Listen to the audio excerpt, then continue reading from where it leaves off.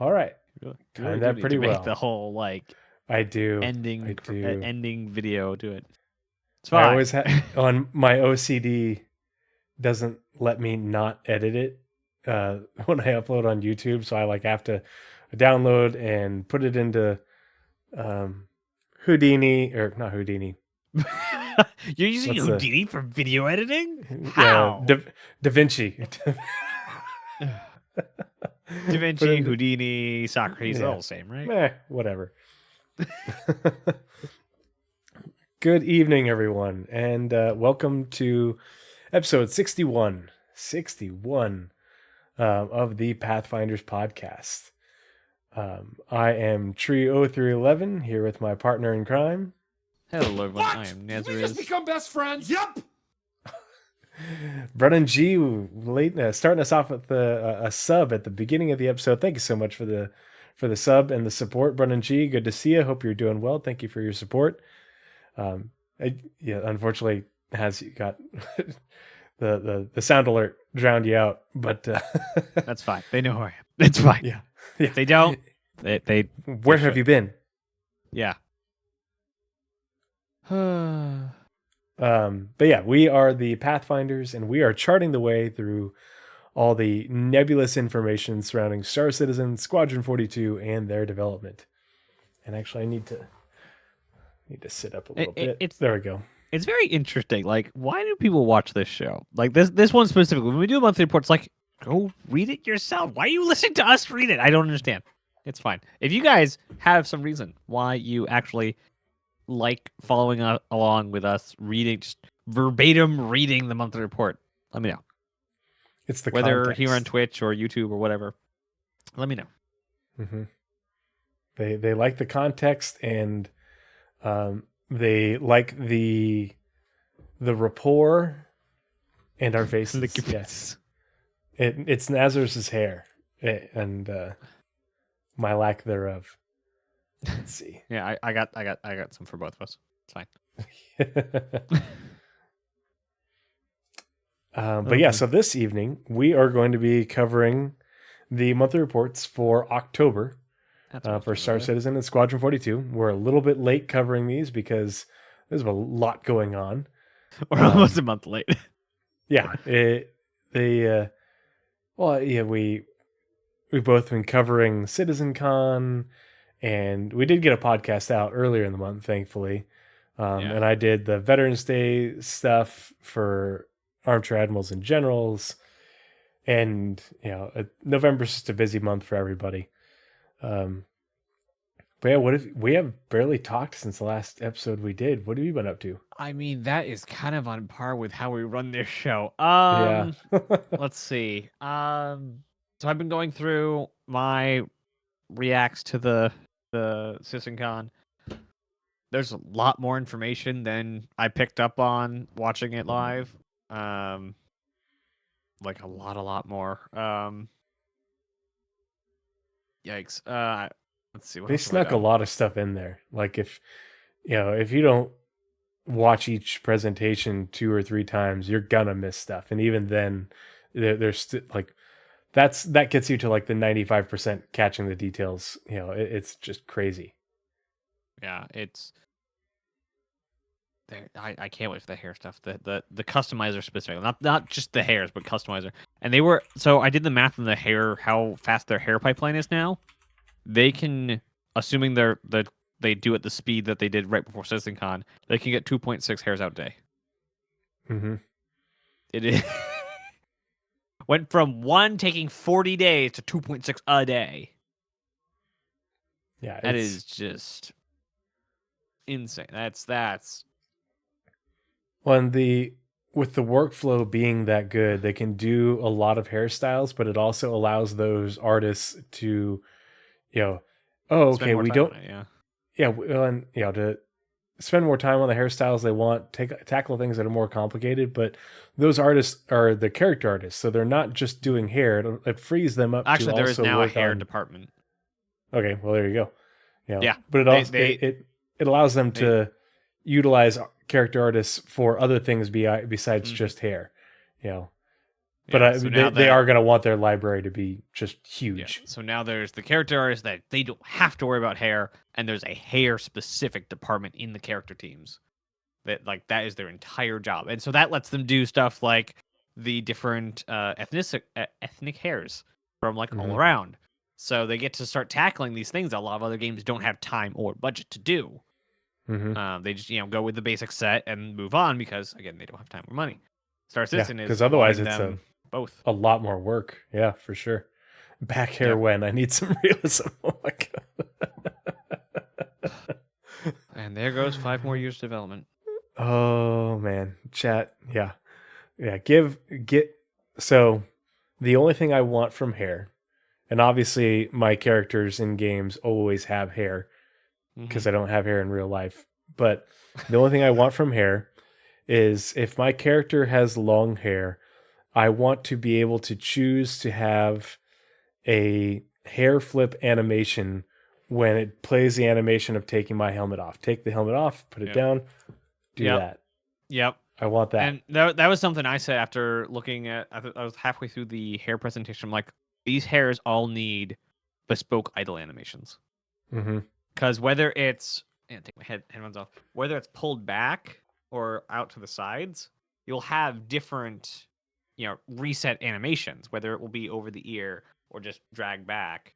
You'll have different like reset animations. Also, something that I really wanted to, I'm going to make a Spectrum post eventually when I remember and everything, about hair style degradation. So wear and tear on hairstyle. So you start. I've reached peak hair wear and tear. Okay. So basically, you would set your hair like in your ship. You would do your hair in the mirror or whatever. Very like Fallout style, where you're building your character in the mirror. If you do the hair styling thing, it gives you a temporary buff to charisma and persuasion. Yeah. Not like whatever the charisma is that also works. That hygiene works against that. Yeah. And then as time goes on, as your character just kind of lives in the world, just like wear and tear does, your hair will go to this just dropped state. It gets a lot less shaped, just kind of all over the place. And for some hairstyles, they wouldn't really change it, but for a lot of others, especially with the whatever the stuff on the back of the head is, not buns, but ponytail, I think. I don't know. I can't think when I'm on screen. But anyway, that will start coming loose and start falling down. Anything when it's done up will fall down. Any highly gelled men's hair, because they have those ones that are all brushed over and flicked over, those will start to deteriorate and just be all frizzy. Having wear on, there is buns. Yes, I know. I was not trying to go not with the obvious one. Yeah, but hair degradation I think would be, because then you they would be something you'd go back to the hairdressers or have to redo in your ship or something. The other thing that the hair makes me think of, and just the character customizer in general, is this is what they're doing for humans and human characters. It makes me very curious what they're going to do for alien characters. Because I don't know if Xi'an have hair, but what sort of things do the Xi'an and the Banu and the Tavaran do in order to express themselves? Aren't the Banu very dressy? I know they'll have lots of clothing items, but I wonder if they, do they have ways of tattooing themselves? Do they have, or do they, instead of tattoos, do they do scars or cuts or something? I don't, in what ways do the alien characters express themselves, their individuality, the ways that, in contrast to how we as people do it, and the ways that CIG has created for players to, not only players, but then for them to make unique looking character, NPCs in the game. Makes me kind of speculate on that. The Othmion says, bird feather colors, but not just that makes me think colors, of, but there's Stellaris. all sorts of different. Yeah, exactly.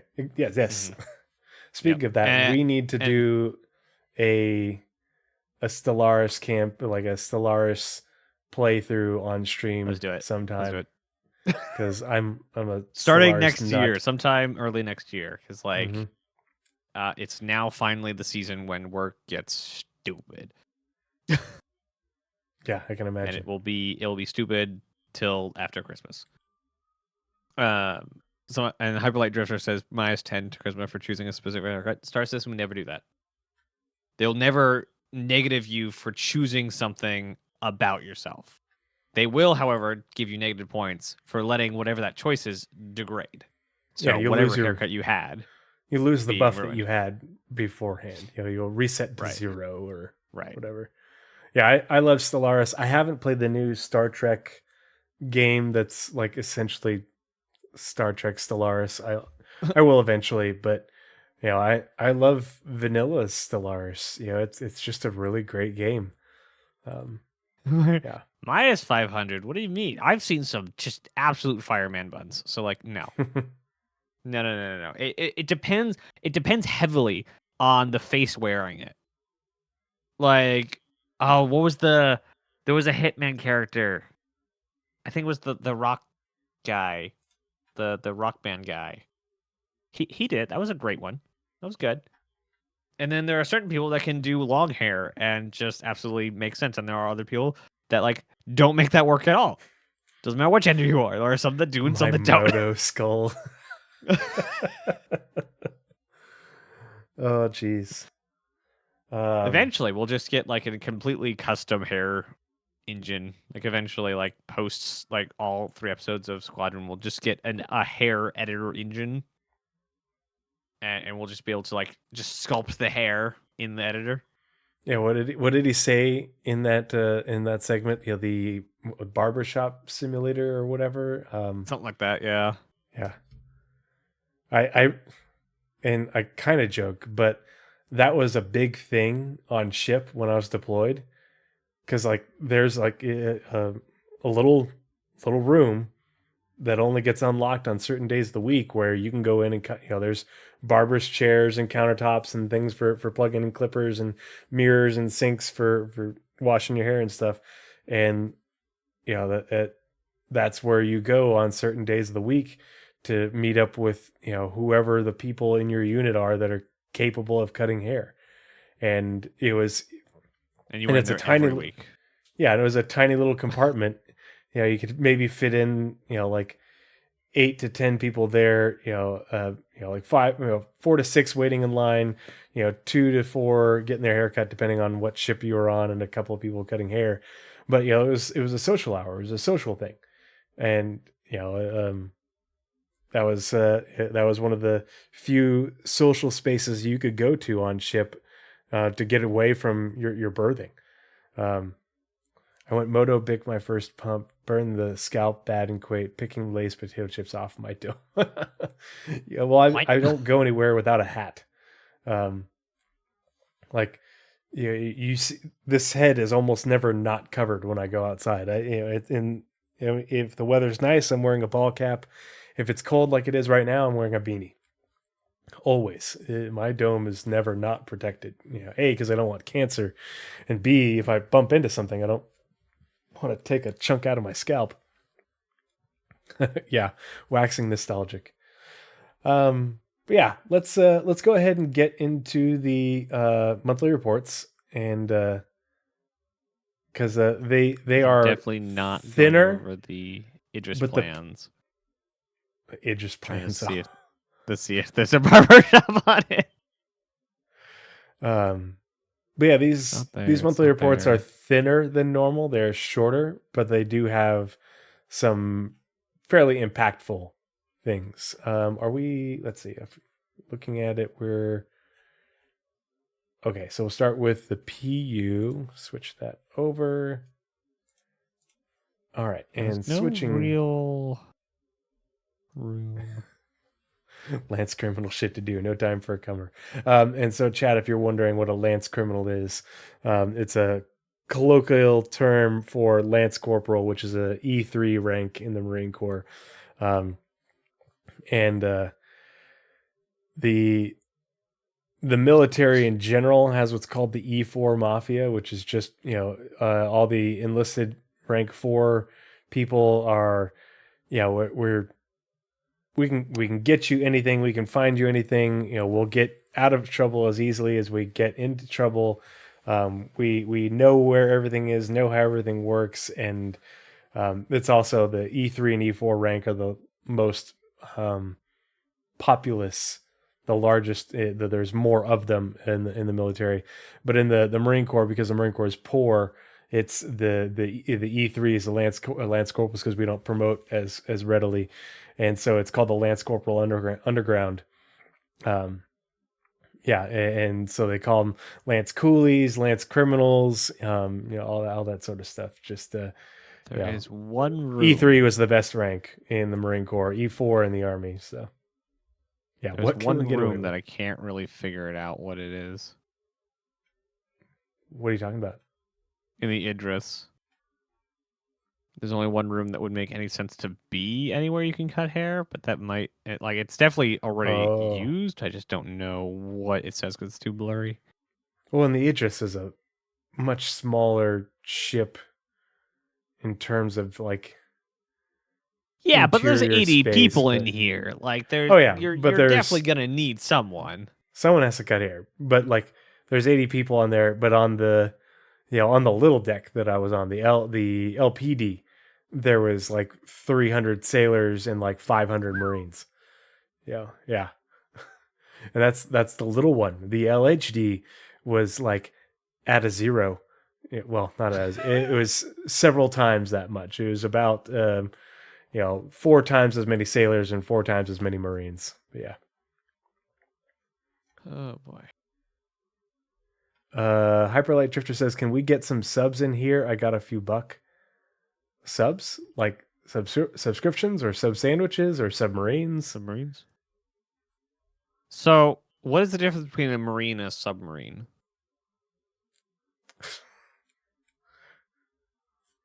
Oh, geez.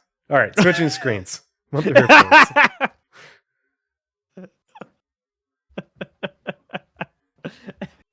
Come on, I thought that was a good one. I do think so. This image here, looking up the stairs from I think we're looking up from where the hangars are at Checkmate. The way that they made this Rough and Ready logo thing with all the scrap steel and the chains, I think that just looks so cool. Where did I put it? Over here. All right. Would you like me to start? Yes. Let's get started and do your thing. All right. So we're going to start off with PU, then go swiftly. Oop. Don't do that. Swiftly to Squadron, and then, pull off with the build. So, as we are to do, when we read any documents verbatim, we like to read the headers so that we can communicate exactly what CIG is trying to communicate to everyone reading it. There was another word in there that I forgot. Anyway, on the PU side, PU monthly report, or Star Citizen monthly report, October 2023, with Alpha 321 and CitizenCon, us. What? Oh. Did we just become best friends? Yep. That scared me. With Alpha 321 and CitizenCon, us. I feel like there's a word missing there. Many development teams diverted their attention to the upcoming patch releases, closing out the year. Read on for all the latest updates on ships, locations, missions, and more coming soon and into 2024. And it seems like they're doing a lot of planning now. So we might not get such a heavy replanning on the other side. Oh yeah. Hyperlight Drifter, thank you so much for the sub. Really appreciate this the support, and thanks for being a part of the community and coming hanging out this evening. And before we continue on, just want to remind everybody that I take no money. Oh, perfect timing, Moobot, reading my mind.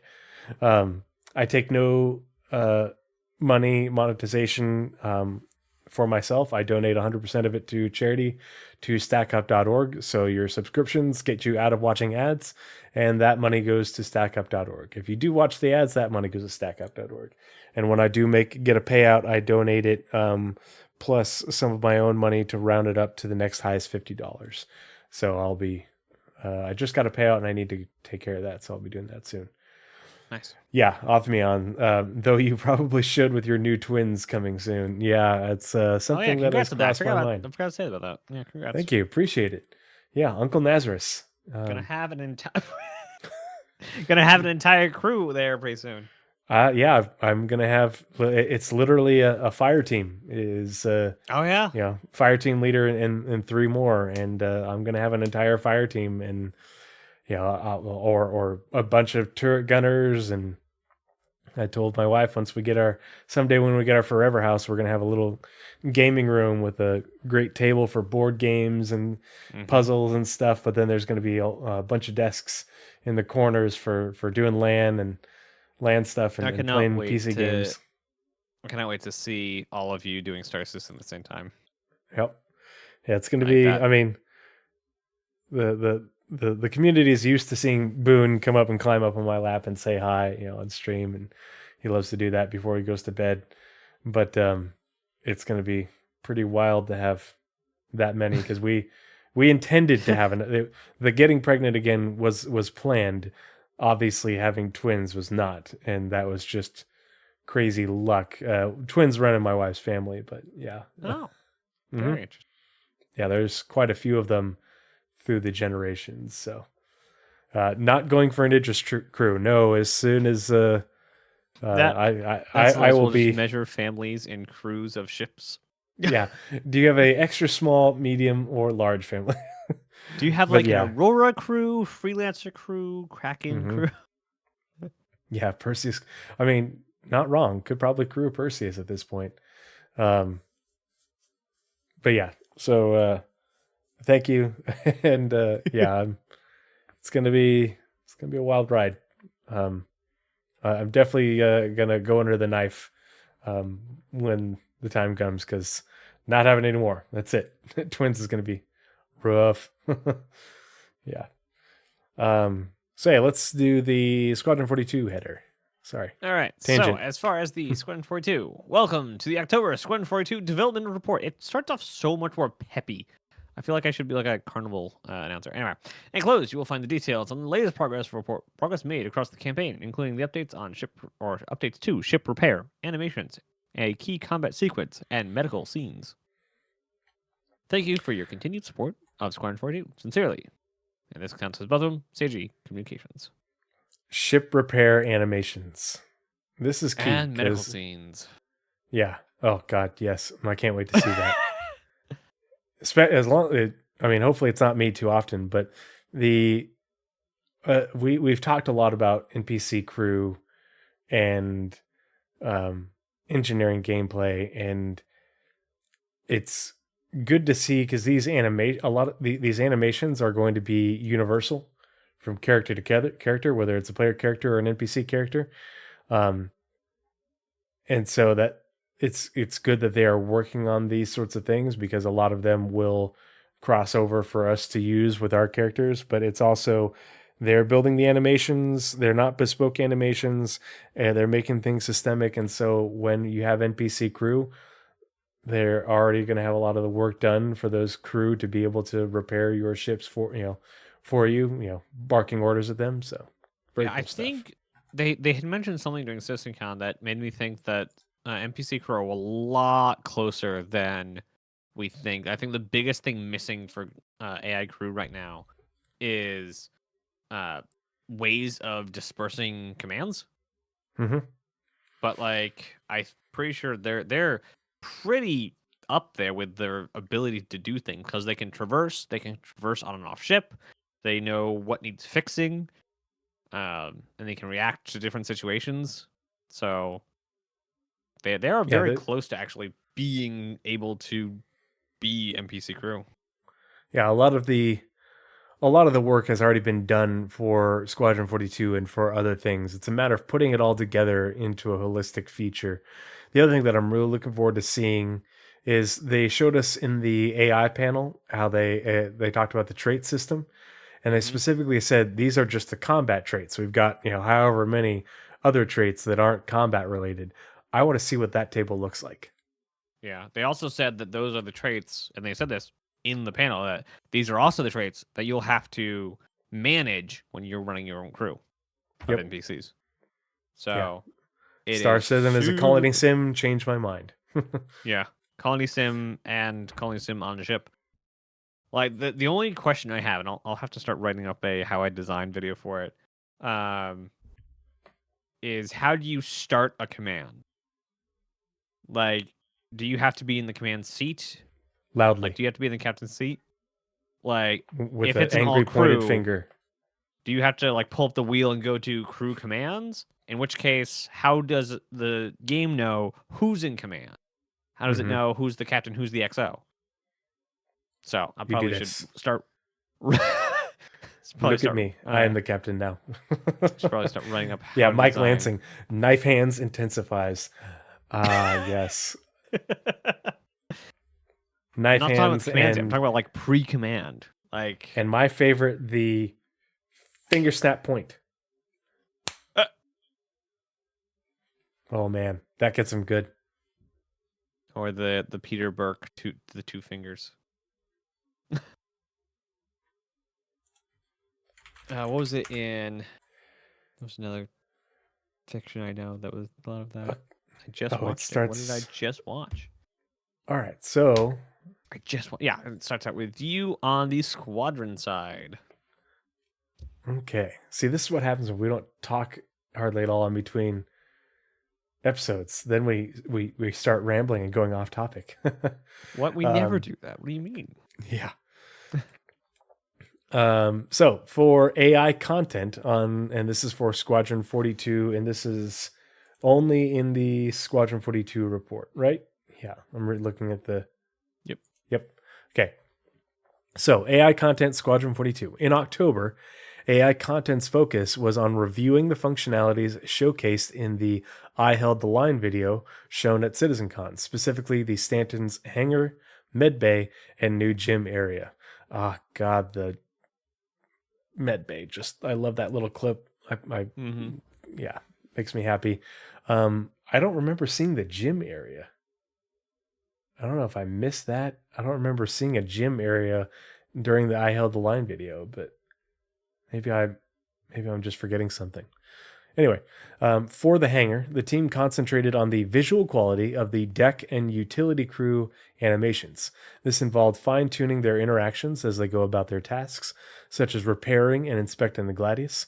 Moreover, AI content incorporated responsive behaviors for NPCs on the hangar sidelines. These characters now dynamically react to the player's actions in the cockpit. Oh gosh, I keep losing my spot. Significantly amplifying the immersive quality of the in-game environment. Yeah, that's really cool. That you turn on the power or something like that, and they give you a thumbs up or whatever, and that'll be really cool to watch and have that, so they're not just static and not reacting to you like so many other games. In the med bay, focus was on ensuring that animations transitioned smoothly and seamlessly. A new sat-up sleeping patient was also added to the med bed. The doctor periodically scans the patient to check their vital signs, which is part of the medical behavior system. I can't wait to see that, like when you go to a hospital in game or a clinic, and to see medical workers going around and going into different rooms and treating, checking in on patients and doing different things. I don't want it to just be the people behind the desk. While not directly related to I Held the Line, part of the team worked on a new gym area. Oh, there we go. Setting up usable items like treadmill. I don't remember it. I'm scanning through the video. Am I stroking out? Setting up usable items like treadmills and dumbbells. Now we need to know where the gym is on the Idris. NPCs will use the treadmills for running exercise. Really? And lift dumbbells for weight training. No way. That's what those are for. After these exercises, they'll return to. After that actually starts up, will people do macros? Oh yeah, because they said that is going to be something that works into the skill system. Mm-hmm. So like the macros will be made. NPCs left all day in the gym. And that's the thing, is there's a gym. There's lots of gyms on Orison. Yeah, and I know there's the one that's in what's the Hab Tower? Is that what it's called? Where your apartment, your Green Circle? is? Yeah, Green Circle. Green Circle. And I'm trying to think, where's Is that where oh yeah, there's that one. Yep. Everybody's like, oh, why'd they put this in here? What a waste of time. And it's like, well, no, you can go there and essentially level up just like you do in real life. Weird. I will like when they start phasing out old props, old uninteractable props. Mm-hmm. And when you drop a bomb somewhere, all the items start flying everywhere. Yep. Instead of like dropping a bomb, going like, there's still dishes on these tables. What is this stuff made out of? Why is everything glued down? I feel like I'm living in a dollhouse. After these exercises, they will return to a seat to recover before continuing their activities. Just like me.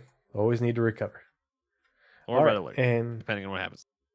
Let's see. And now it's to you for AI features, which starts out on the PU, right? Or do you want to? Yep. Okay. Well, you're already on the PU on the screen, so. Oh, they're both blue. No, I can't see which one you're on because they're both blue. Got it. Okay. Yep. It's screwy now. When they used to, when they'd post the squadron report on the website, it would look different, and now it doesn't. Great.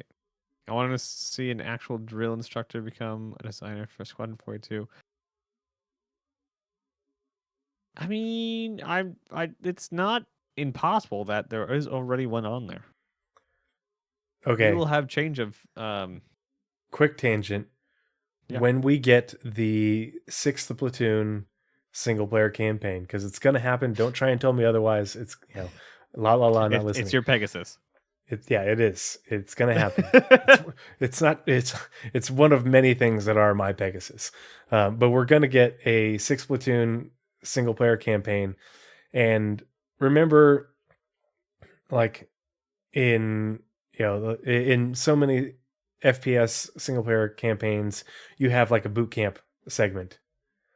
I want to go, I want to experience, a short UE Marine boot camp segment on Corvus, which is in the Killian system. It's the home of the UE Marines.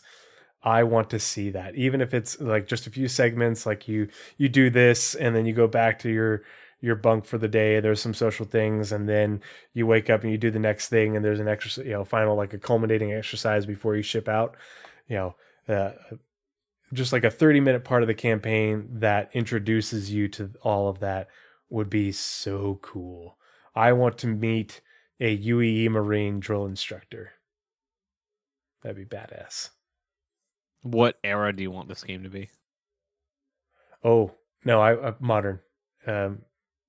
Yeah, same. Is this the Mezzers army? No, I want it to. Are we going to have a no Russian Star Citizen style? I want the ground equivalent, or the ground side aspect, ground and like boarding aspect of. I think Squadron 42 is going to, in episode 2 and 3, is going to take us into Vandal space. Mm-hmm. And I want to be in that ground fight and in those boarding fights with 6 platoon. I think it'd be actually really cool if they did a story that meshed in with each other. Mm-hmm. So like you're playing the Squadron 42 side of it, and then you'll see Marines at different points in the story, and then once you get into this what 6th platoon is it? Yep. Yeah, 6th platoon story. You are then seeing Squadron 42 in all these scenes, and you're basically in the exact same scene, just looking the other direction. Oh yeah, from the other perspective. Yeah. Mm-hmm. Remember, and they showed us in the in I Held the Line, that the brief segment where the character pilot meets up with the Marines, and they show that bit of the script.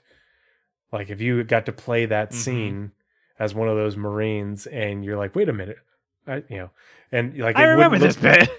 Well, and what if it remembered your player character and your character customizer, so it would load up the character that you made for Squadron 42? That'd be so good. And then you're like, It'd also be good if just there was just some slight fourth wall break, and it was like, you look familiar. It's like, wait a minute. Yeah, that would be okay. Great. All right, so we are now on to AI features. Starting off with the Star Citizen. Yep. All right. Last month, AI features focused on bringing AI combat functionality from Squadron 42 to the PU for the Alpha 322 release. This involved introducing Squadron 42's accuracy calculation, perception reaction, ammo management, hazard avoidance, medic behaviors, and combat tactics. So everything we saw at Sysicon with all the AI combat and not behaviors, what do they call them? Traits. Yep. Were in there, and also being able to avoid hazards like fire and being able to heal their comrades, and also have to take inventory. NBCs now need to take inventory.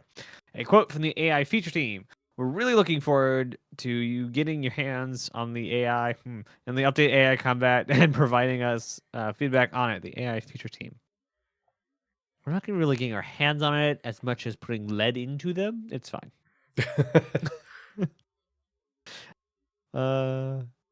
Let's see. The team also ramped up bug fixing, which included improving firing validation to allow multiple observable points. This allows NPCs to fire at the player if they are behind chest high cover. Before, they would only validate towards the aiming position, but now extends to the first variable visible observable position that validates success. Like, jeez, that is a lot of qualifiers. Issues with the AI not reloading in cover, medic, AI not correctly aligning with characters when healing, and AI not shooting while strafing were also fixed, along with a crash caused by navigation links recast.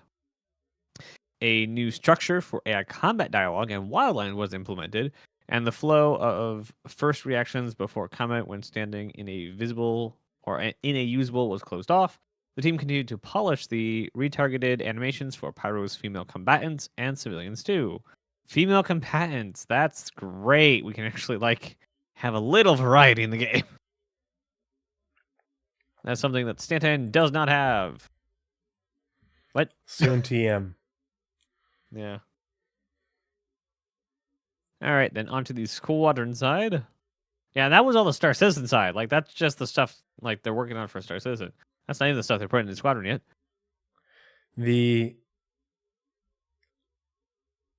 I know this is meant for the NPCs that we're fighting, but there's a handful of missions where we have friendly NPCs.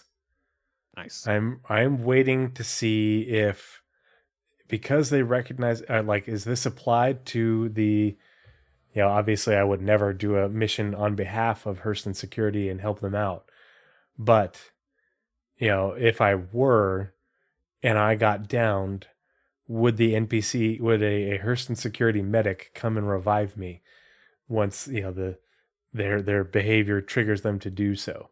That's what I want to see. I can't wait to see PvEVE or however that would work, where it's not just the player versus the environment, but you are a part of the environment, and it's environment on environment. Mm-hmm.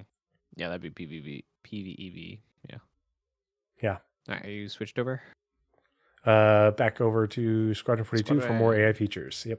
Yep. Last month, AI features focused on gameplay functionality for a key combat encounter. I hate when they use terms like that. Like, what? What is it? What do you mean? It's like, for a key combat encounter, the enemies now learn when the player exploits an attack pattern.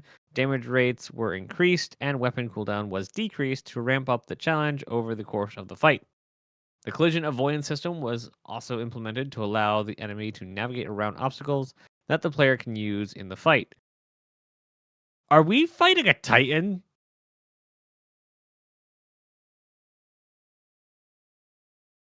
That sounds a lot like we're fighting a machine. You're muted. The weapon cooldown was decreased. The weapon cooldown part makes me think about the what oh gosh, what are they called? Volts. The volt. Yep, volt there weapons.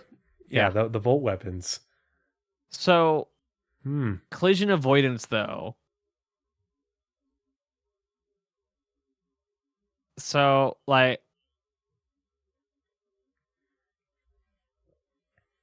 it could be a flight. It could be a flight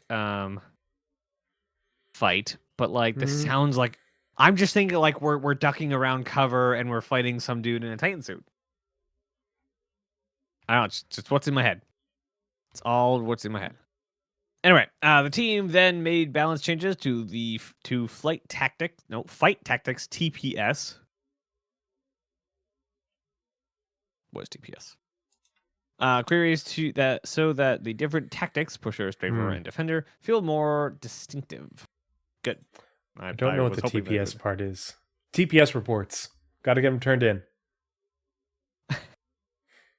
What is a TPS query? Ticks per second? Is it ticks per second? That can't be ticks per second. I don't know. Because I know ticks per second is a game term. That's basically how fast your game refreshes. They also continued to review cover usage, which generated numerous fixes for how NPCs find and move to cover, step out to fire, and exit, particularly when in defend areas. That is broken sentence. You should really be using more AI, or at the very least, Grammarly. Like it's a broken sentence. Anyway, AI features are currently developing. Blame Silo. Yeah, no, I am. An all-encompassing test level for combat that will allow them to test all of their features together. There they can add various parameters and select different enemies with varying combinations of traits. This new level will be used to test combat consistently across the PU and Squadron 42, and will provide a solid place to test improvements and bug fixes to AI combat and its related functionality. For example, ammo usage, mounted weapons, attack and defend areas, medics accuracy, and stealth gameplay. CIG. After you make this level, give it to the AC guys. Let them make a UI that lets us decide what weapons to give ourselves and which enemies to spawn, and give us an FPS like testing area. It's a good idea. I also want that for ships, like to say, hey, I want to go up against this level of AI pilot in this ship, or this kind of crew in that ship. I want like testing the scenarios like that we can set up the test. It is something we do not have and desperately need. All right, so next, expect you with AI tech, all in Star Citizen. Shimpasta made a good point in chat regarding collision avoidance and such, and the collision avoidance system was also implemented to allow the enemy to navigate around obstacles that the player can use in the fight. And so, this definitely feels like a boss fight, and the boss is chasing you and you're having to run around and hide behind cover. The other thing I was thinking is if we have a multi-tool beam, like being able to throw things into the way, to block them, slow them down, and they have to navigate around them to try and get to you. But yeah, I'm definitely getting the Titan vibes from this, and oh boy, it does not bode well for us. So let's see. It's on to me for AI tech. Yep. Yeah, which is all in PU. Okay. So AI tech. In October, the AI tech team continued to work on the Boyd's system, which is the birds and rodents and other little animals, and Apollo subsumption tool alongside optimizations and improvements for the wider PU, Pyro, and CitizenCon. For the Boyd system, they began by fixing issues relating to spawning and unspawning and moving properties for agents. They then iterated on and improved the rules for flying groups. Pardon me. And updated the separation rule for a better rapport between distance and strength in relation to other agents. Functionality for adjusting position during animation transitions was also added so that, for example, landing animations appear smoother because the birds are going to be able to land on the ground and in trees and such, or space bats or whatever we're getting. The logic for spawning agents on navigation mesh was updated too. The next step for Boyd's is to iterate on death states and how they transition into ragdoll, because obviously we need to be able to shoot the birds and whack them with a bat or sword or something. I mean, rats, and that's what we're eating in Pyro, so. Mm-hmm. Yeah, the... oh gosh, what they call them? The rodent skewers. They had them at CitizenCon. Mm-hmm. October saw the Apollo subsumption tool receive numerous improvements alongside bug fixing. For example, new functionalities were implemented to allow conversion between conversation activity and secondary conversation activity. The team also updated the sorting functionality for variables to allow manual reordering and refactored variable data to use less memory. Several AI systems... oh, go ahead. There's only one thing I'd like them to say about Star Citizen next. Okay, maybe two things about Star Citizen in next CitizenCon. 24-hour NPC cycle and dynamic economy. That's it. I'll let the entire rest of the show be squadrons releasing, but just give me those 2 panels. Maybe make them the same panel. I don't care. Just like those are the only 2 things I really want to know in depth about, and that they're coming within the next 12 months after the next CitizenCon is the quantum economy and 24-hour NPC schedules. Yeah, because I mean, this year they went over practically everything I give a shit about. Yeah. Other than the quantum simulation, which I mean that covers a lot of things that I give a shit about. But the flight model and all the UI improvements and the AI improvements and the interaction system and the character, all the things. It's like, okay, well, I'm very satisfied now. Now what do I do? Several AI systems were updated too. For collision avoidance, the team improved how they change collision resolution mode between NPCs standing, moving, and sitting in a vehicle. They also updated collision avoidance logic for cases when NPCs are part of a conversation, so that when computing nearby agents and obstacles, they can also account for conversation members and ignore them. So yeah, they don't want NPCs wandering right through your conversation, or NPCs wandering right through the conversations going on There's between no NPCs. games that do that. There's definitely no high level, expected like AAA space game that does conversations and had NPCs walking straight through the conversation. There's no game on the market that does that.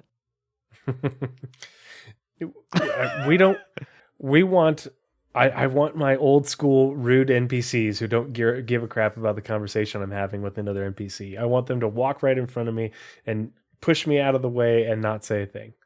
That's the realism that I want. That is, every big city in the US. I think there's also this paragraph can also be applied to NPCs walking away while having conversations with other NPCs, and I've seen in other games like they'll be talking, they just like continue the conversation, just walking off into the distance. Yeah, just talking in a completely opposite direction. Yeah, it's like, are you okay? Do we need to call someone for you? But I imagine this will be. It reminds me of NPCs people with like their little earpieces in or whatever, and they're talking on their cell phone, and they're just walking, and you don't realize that they're talking on their cell phone, and they're talking really loud and super animated, and it's like, God, you look ridiculous. Don't do that.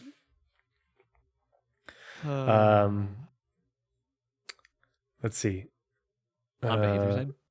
They then updated collision avoidance parameters to give better results for cases like NPCs pushing a trolley and multiple NPCs in a conversation. NPCs using trolleys is going to be very important. Yes, we all know that the trolleys and the stretchers are weapons of mass destruction, but that's not always going to be the case, and they need NPCs to be able to operate them both effectively but also efficiently, not having to execute really complex logic to push them around, because it's not just for moving patients around in the hospital. We're going to have NPCs loading and unloading cargo, and they have to be able to push around the little grab trolley things in order to load and unload cargo. On the behavior side, multiple improvements and integrations were completed for both ship AI and NPCs to add the same functionality from Squadron 42. This is going to be really interesting to see how all the AI comes over, because it's not just the ground combat AI. It's not just the flight combat AI, but there's so many other behaviors that are very important that are built in part of Squadron that will be being brought over to the PU. And a certain high-profile content creator made a tweet saying that they didn't think that they should be bringing these things in right now because the server performance is going to make it so they don't work, and the CIG will get negative press. CIG doesn't care. CIG no news is bad news. All publicity is good publicity. That's the one I'm looking for. All publicity is good publicity. And 2, it's an alpha. It's literally built to shove crap in it without caring about performance. And 3, they're working on performance. Yeah. They have to get these things in when they're ready so we can start testing them and give them feedback early now, so that way when the server performance isn't garbage, they're not starting off at square zero. They're starting off, 5 steps ahead. And it's not they're not making the game for us. They're making the game for the people that will be playing it when we're in beta. And CIG knows that they have us. CIG knows that all of us love Star Citizen, what they're building, and we take it with, all its warts and everything like that. And they know that the vast majority of people are patient, and otherwise they wouldn't be there. Yep. But they're not making the game for the 2 million and some change people that have backed thus far. They're making the game for the 8, 10, 12, 15, whatever million more people that are going to be coming and playing the game later on when it's more mainstream. And so they aren't worried about the perception of right now.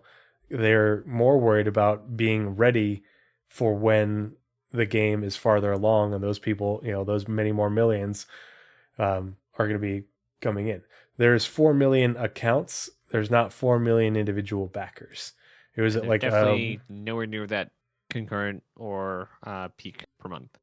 Yeah, it was last year. The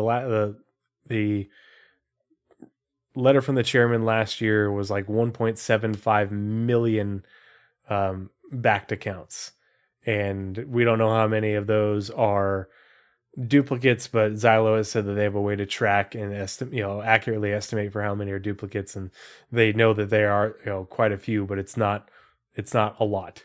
It's not as many as you think it is. And so I think we're probably hanging around 2 million individual backers. And as much as server meshing isn't exactly a silver bullet and the replication layer isn't a silver bullet, it will start to fix a lot of server performance bad areas. So and they can especially still get once we get to dynamic, like East. Yeah, and when concurrency isn't super high and the servers are, I get good servers with double digit server FPS on a very regular basis. It's they don't get the greatest data on the NPC performance, during your peak times, but there's plenty of people that still play during non-peak times that get, provide good feedback when the servers are performing better. So, let's see. So AI Tech also continued the process of adding navigation anchors to more of their systems, which allows them to be more efficient in calculating and keeping track of where a position is on the nav mesh. Last month, navigation anchors were added to the Pathfinder for requests and the movement system component to keep information about which navigation triangle an NPC is on. Various bugs were also fixed throughout October, including with how cover locations are calculated based on the simplified cover path, as the team found a bug in the calculation that could have led to the creation of unnecessary cover and therefore excessive memory usage. Good. They also fixed a scenario where planetary navigation mesh tiles were created and wrongly destroyed even though there were NPCs still around the area. And the NPCs are stuck there and they're like, well, the entire floor is lava and I can't move. Floor is lava coming soon. Yep. Back to you for animation, which is one sentence on the PU and then two sentences. Yeah.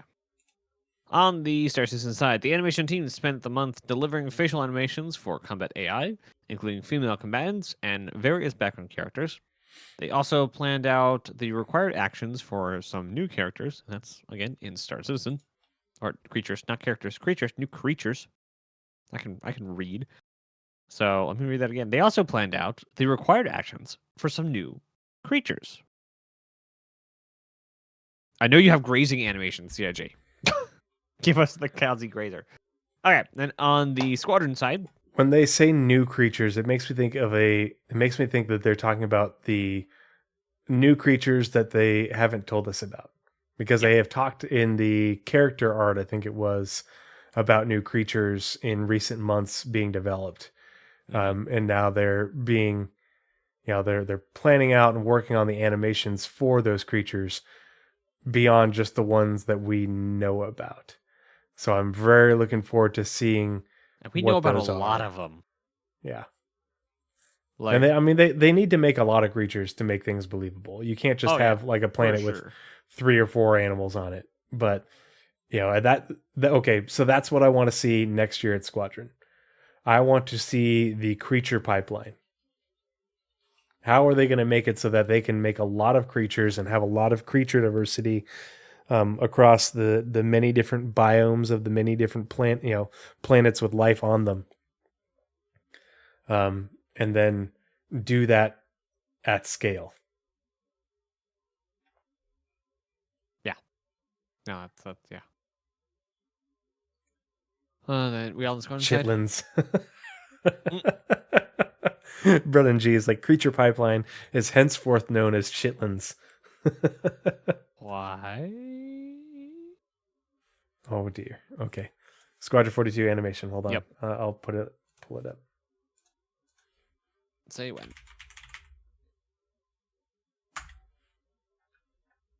Okay, the team continued streamlining combat animations, working on the skill level 1 takedowns. Oh, the really bad ones.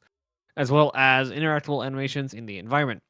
They're also working on the first select animations for weapons and their malfunctions, continuing to capture animations where needed to complement scenes and locations, and work through the various facial animations for story performance and ambient dialogue. And then we're back to you for character art. And the next 3 or 4 Star Citizen only. So I don't know if Brennan G was making the joke because it's creature pipeline, but chitlins are cooked pig intestines. Creature pipeline. Ah, got it.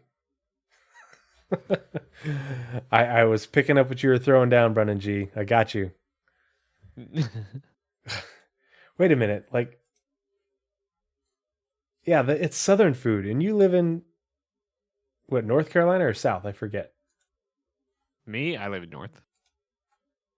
You guys don't do chitlins in North Carolina, or is that like a Georgia Bama thing? I've not heard of it. I may have heard it, not remembered it. I was born in upstate New York, so gotcha. My amount of Southern cred is less than 0. Yeah, Naz does not have much Southern cred. You heard it here first. See, now he needs to go out and have him some chitlins. Okay, so that was scammed again. Yes, yes, I did. That was animation, and now it's character art from me with Star Citizen. That's also 2 sentences. Yep. Yeah, in October, the character art team began working on a racing flight suit and its helmet. I'm not really into racing, but I'm interested in seeing what they make for people into racing, and how they differentiate that from the other flight suits. I think it'll look cool. Well, if the character advancement, I believe, was this panel, is anything to go by, there'll be higher G safe and acceleration. Well, I guess acceleration is also G safe, but They'll be higher G-force resistant flight suits. Yeah, but I want to see what they make that look like. Like, what do they do with the suit, aesthetically, to give it that feel and visual look of being able to do that for you. That's what I want to see. I think if they're, if anyone can nail it, it's going to be those guys. Pardon me. Started new creature models. There we go. And prepared for CitizenCon. Alongside this, the character concept art team further explored ideas for fauna and medical outfits. Woot. Medical outfits, yeah. But so they are concepting. They're already working on new creature models, but then they're continuing to concept more ideas for new creatures. So I want to see a new ISC on this next year. Show me the creatures. I want to know. And if they don't, I want to put forth the idea, guys, I'm not saying use AI generated art and or text. What I am saying is give it the chance to inspire you, because the amount of creatures are one thing that it's always the same parts, right? Your cows, your cats, your dogs, bats, So throwing alien creature into an AI generator and just seeing what comes back and say, okay, well, I like that kind of idea in the this arm of that creature, and just letting it inspire you that way instead of, or in addition to what they already do, which is, pour over real life animals and other artists' animals. Because AI art isn't technically other people's art, it's not something that is already made, is what I mean. Not that it's not other people's art, because there are scummy AI generators out there. Find a clean one and let it able to inspire you, and that way you can have a much more wide horizon of inspirations for it and stuff that maybe hasn't been thought of. Maybe the AI bugs out and doesn't do it correctly, but that sparks something. I think that'd be a really good idea. Mm-hmm. Problem is, all the stuff I do is mechanical, and it sucks at mechanical.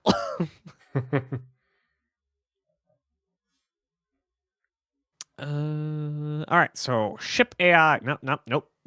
That's ship art. There we go. Art ship. In October, we're on the PU side, Star Citizen side. Yes, we are. All right. In October, the Crusader A1 and C1 both reached the end of final art. Woot. While an all-new ship reached final art, I'm going to just assume that's the Sulin. Or the henceforth known as the soybean. Soybean. With its final review approaching soon. That was, back in October. Back to... Nope. White box for the RSI Polaris increased as more artists were freed up from other projects. Last month, the team focused on the habitation areas and at the front of the ship, working their way back to ensure that everything is set up and ready for design to make their pass. The exterior white box is nearly finished, with elements like the turrets in progress. The team also worked on changes to the Aegis Reclaimer, or Aegis, or Aegis, or Aegis, to support structural salvage, including altering the claw and interior salvage stations. A new variant interior salvage stations. What does it mean by that? The desk right near the window for the crushing wheels. Okay. Yeah. New variant mentioned interior operating stations. Mm-hmm. Okay. Yeah, where you're operating the crushing wheels and the internal salvage bits. Oh yeah, so that's probably where you'll change it to tell it to put output into this size container and that size container, and how to refine, and you'll have to interact with it to tell it to process this much, and Yep. A new variant mentioned in last month's report continued through Gray Box with all new vehicle components. I imagine... No, I don't know what Gray Box that is. With all new vehicle components being added, once these geometry changes have been completed, it will receive a damage pass. Finally, on run up to CitizenCon, the team completed a pass on the Crusader A2 Hercules to add relays and the resource network demo. as well as creating relay asset itself. Resource network, AC map when. So, I want to talk, and I wanted to go down a deep rabbit hole on the Polaris right now. Okay. Because we had said in a previous podcast that it should be on track to get out in for Invictus. I feel like it being still in, even though late white box as of October. I don't think was it Invictus is May, right? Yep. Is that enough time? I don't know. To get through gray box? Like they said in the next 12 months.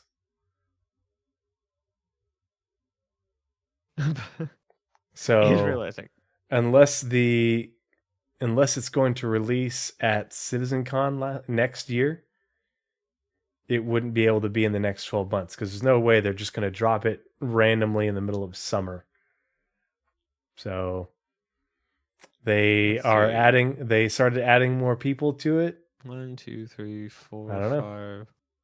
You said it's in May. That is kind of randomly near summer. So end of May. No, but like they're not going to drop it in July. Yeah, without an event. So 1, 2, 3, 4, 5, 6. So they have about 6 months to get through gray box. 6-7 months, yeah. Oh, would they get through great? Well, I mean, they started adding more people, and they're ramping up production on it. I don't know. They seem pretty confident. I don't think when they say in the next 12 months, I don't think they're talking about CitizenCon from one to the next. Maybe it'll debut at CitizenCon next year, but we'll just have to wait and see. It just depends. The only one they said that is coming out before CitizenCon next year or next end of year is the Zeus. We know everything in the orange rooms was in the next 12 months. Yep. And obviously the Polaris was in there. So sometime before CitizenCon, we should be getting the Polaris release. But I just wanted to mention it because we had said, because of what we were seeing, it was feasible that it get out for an Invictus launch. Invictus launch week. Now, that being said, I do think that because they're doing white box and the white box is all layout and everything, when it comes to pieces and gray box and final art, I think that will go faster than normal because we do have RSI to work with. Yeah, they have the Bengal no, they just have the Bengal right now. Well, Bengal and potentially whatever else, but it's that's true. There's probably RSI ships we don't know about. Well, the Bengal and the Bengal variants. They're not Bengal variants. Don't you do that? Bengal variants. They're not Bengal variants. They're Bengal variants. They're not Bengal variants. They're Bengal variants. Oh, they're not even close to Bengal variants. How dare you? I speak Star Citizen. I don't speak military. They're Bengal variants. It's a cruiser and an escort carrier just made by the same company. With the exact same hull. It's a variant. It's not the exact same hull. It has many significant changes. It shares a lot of the same design language. Same floor. So Scabro said in chat, a lot of these planets are terraformed. Wouldn't the animals be stuff they brought from Earth? Yes, for the terraformed planets, but for the non-terraformed planets, yeah. Only half correct. The Kazi Grazers are the most popular replacement. Bovine, they came from Terra. So yeah, not Terra, everything from Earth. Yeah, we do have, there are a number of planets that humanity lives on that are terraformed. There are quite a few, but there's also lots of planets that have naturally occurring flora and fauna. And especially it. So I just did a big old podcast segment, Lore Equals Gameplay segment on the changes to the lore for Pyro and the Pyro lore retcon. And one of the big things for that was that you have multiple planets and moons in Pyro that support life that isn't life how we would normally expect. Isn't there's life that isn't carbon based. There's plants and animals that exist on in atmospheres that we would consider toxic to us. So it's not there's a lot of planets that are not naturally habitable for us, but have evolved life in various forms. And so go check out the Galactopedia update for Pyro, and that's where it tells you everybody, all the moons that support life as well as the planets, because it's not just Pyro 3. Pyro 2 has life. I think Pyro 1, Pyro 6 has life. Multiple moons around Pyro 5 have life. It's nuts. So and the oh no, there goes the name. The Microtech Yeti. Boreal Stalker. Oh, the Boreal Stalker was genetically engineered. It was built to be an apex predator for Microtech because that was a segment of their ecosystem. I forget what the passing term for that is. Ecosystem that they didn't have. They could have imported a Arctic predator, but they decided to make one because Microtech. So the polar bear isn't scary or dangerous enough. We need something bigger and we need something that stands. And there's also the whip crab and the oni crab. So as much as there is, like, we are getting cats and dogs, that is a thing, but we're also getting space cats and dogs. We're also getting Vandal dogs. But we're also getting like Tavaran monkeys, bats, and like other crap from Tavaran space. Not Tavaran space, Shion space. The weird like vicious bat glider thing that walks, the stupid like dog. Oh, I remember. Bat thing. I know what you're talking about. Yeah, the thing that like the Shion were living in caves for. Now that they have progressed in society enough, they can deal with it. But in previous millennia, it was preyed on Shion. So, yep, yeah. Plus, I remember reading about that, and the concept imagery of it. It's like, that's scary. That's gonna eat me. And they like drop out of the trees to land on their prey, and Yep. And not to mention, like, there's the Vandal, Shion, Tavaran, Banu, Kurthak space, which isn't colonized by humans, so their planets are going to have different, not only base animals from wherever they brought them from, but they also might have a different way of going about getting animals. So Vandal, assuming they're as I assume they are, just basically find plants to just suck resources out. They don't care about the nature. So they'll just vacuum up all the resources and basically leave barren worlds, and whatever farming plants they need, they'll input all of their stuff. So all Vandal animals would be base Vandal animals. But then like Banu don't care if they're not profitable, so everywhere Banu are, just whatever happened to be that at the time. I don't think Banu like terraform plants or anything. And then who knows about the Kurthak and the Tavaran were very ritualistic people. And like the Shion like have whenever they find a better animal, it's like probably the only thing they use. So they only have top tier animals. I think you're muted again. Yep, you're muted again. You're still muted. You are still muted, and you can't hear me. And you're God dang it. I'm trying to be better about muting myself so that way people can't hear my mechanical keyboard.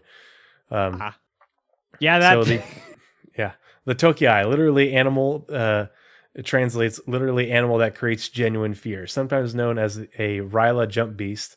Ryla being the planet it comes from, or system, or both. Is an arboreal, so it like hangs out in trees. Apex predator, native to and endangered on the Xi'an world, Xi.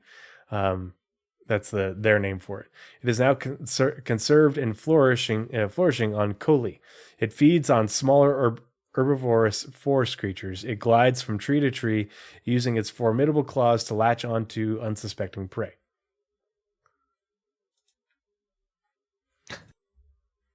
And I wonder. So, this is the question for Jail. What is Tokiai? because we have the Santucky Eye. Oh yeah, it's essentially a ship that creates fear or something like that. Yeah. Rightio. Now back to you for your favorite, the community. Yep. Community. Chris Roberts. Yeah. I was getting a little bit verklempt. Yeah. No, October. I was just like, yep, no, this is like, dude's crying. I have to cry now. Mm-hmm. October was CitizenCon month, with the team traveling to Los Angeles to lead all the various initiatives surrounding the convention. The team supported the community booths, volunteers, the Atmo esports tournament, cosplay contest, as well as overseeing the event itself. Additionally, they supported the launch of the preview channel, putting the Pyro system into the hands of players at home after the show had concluded. October also brought Day of the Vara, 2953's Halloween equivalent. The team brought back the fan favorite pumpkin carving contest, as well as a new video contest challenging the filmmakers in the community to create a 1-minute horror machinima video within Star Citizen. Lastly, the team assisted with the flyable launch of the Anvil F8C Lightning. Alongside the live Q&A and player experience teams, community launched the Gold and Platinum ticket events, where players engaged with developers for a chance to take home an F8C of their own. And that is it for community. And now we are back to you for economy. In October, the economy team continued balancing the profitability of commodities for Pyro and Stanton. They also began reviewing and balancing the AUC price of vehicles, identifying various criteria to help inform how they should be priced to better reflect their current potential. Similarly, they started balancing the price of armor using an algorithmic approach based on information pulled from the live game data. Vehicle and armor price balancing feeds into the team's goal to holistically balance efforts versus reward across the game and provide other teams with guidelines on how to price them in the future. So, just as a quick sum up for those who did miss it, the economy team, formerly working on formerly working on Quantum and the Quanta economy. Quanta has been paused. Yeah, it was the Systemic Services and Tools team. Some of the people became the economy team. Some of the people went to other teams, depending on what their discipline was. So, and the economy team is, while they're not ready to actually put force behind Quanta, that's being paused in lieu of many other projects needing to be finished first. Not necessarily as prerequisites, but as higher priorities. So server meshing being one of those things is a higher priority than Quanta coming in. The economy team is currently tasked with manually adjusting the economy to a decent point instead of just whatever the heck the designers decided to do while they wait for Quanta. So that is their current goal, is to make the current game and hard economy rule sets work and balance them out in a more of a static current economy. That is their current goal. All right, and then finally, economy also supported other teams on gameplay features, including their vehicle tractor beam, salvage contracts, and the profitability of loot found in vehicle wrecks. Additional support was provided for various events, including CitizenCon, the Intergalactic Aerospace Expo, the F8C Hunt, and Day of Vara. And then back to you for squadron-only audio. Shimpasta asked, do you all think CIG will do another golden ticket for the F7A? And it's just for clarification, and I replied in chat, it's the F7. So the F7A that's in Squadron 42 is the Mark II. And we have the F7C that we have in game right now is the Mark I. And so we are almost guaranteed, and that's probably why it was leaked, to see a F7C Mark II. And so it'll be... Are they going to exist at the same time? What's that? Is the Mark 1 and 2 going to be in game at the same time? That's a good question. I don't know.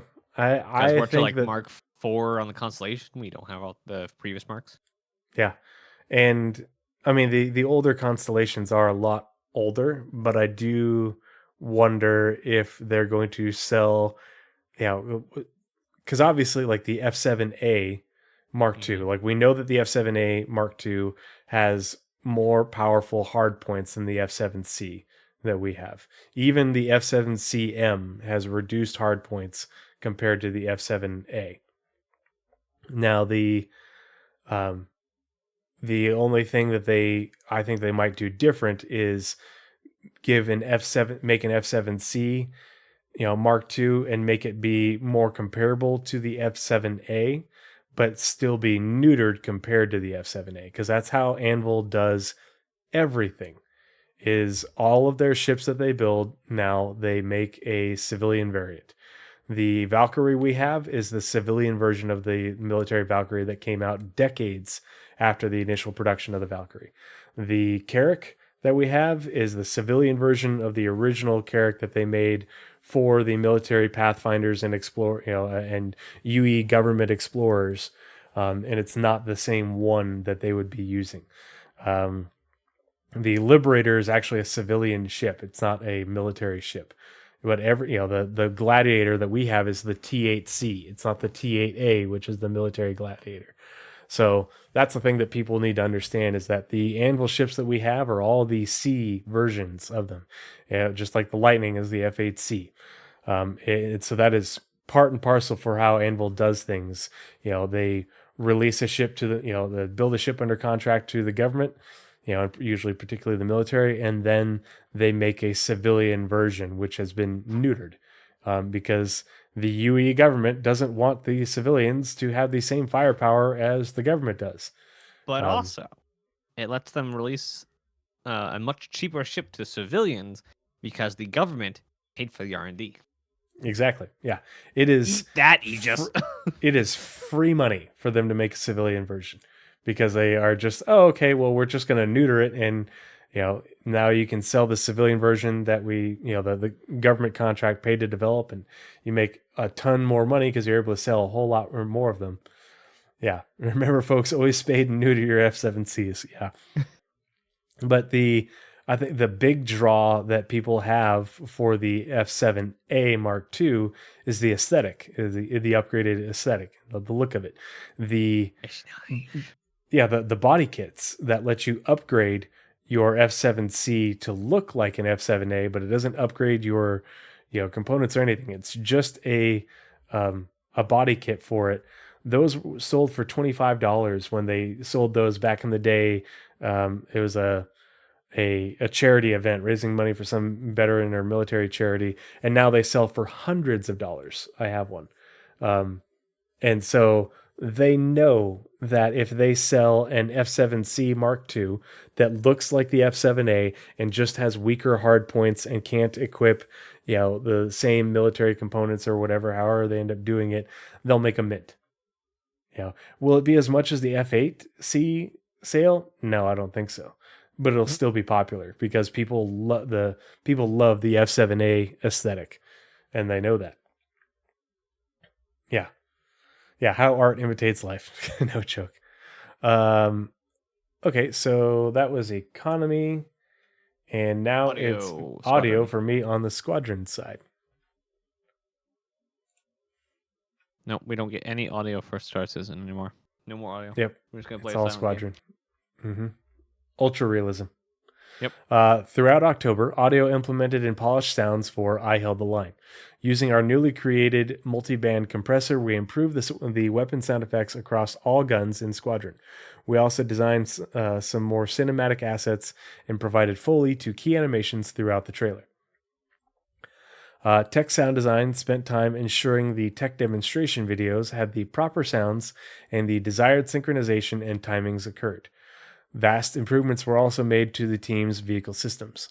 Audio code generated new tech that will bring Squadron 42 sounds to life and fix any bugs that came to light.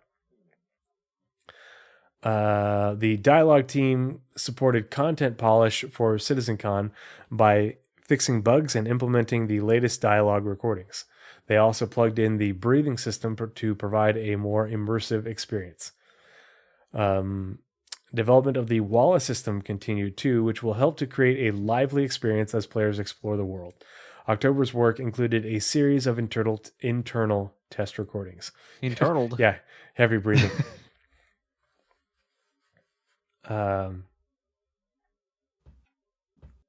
Let's see. And that's back to you for engine on Star Citizen.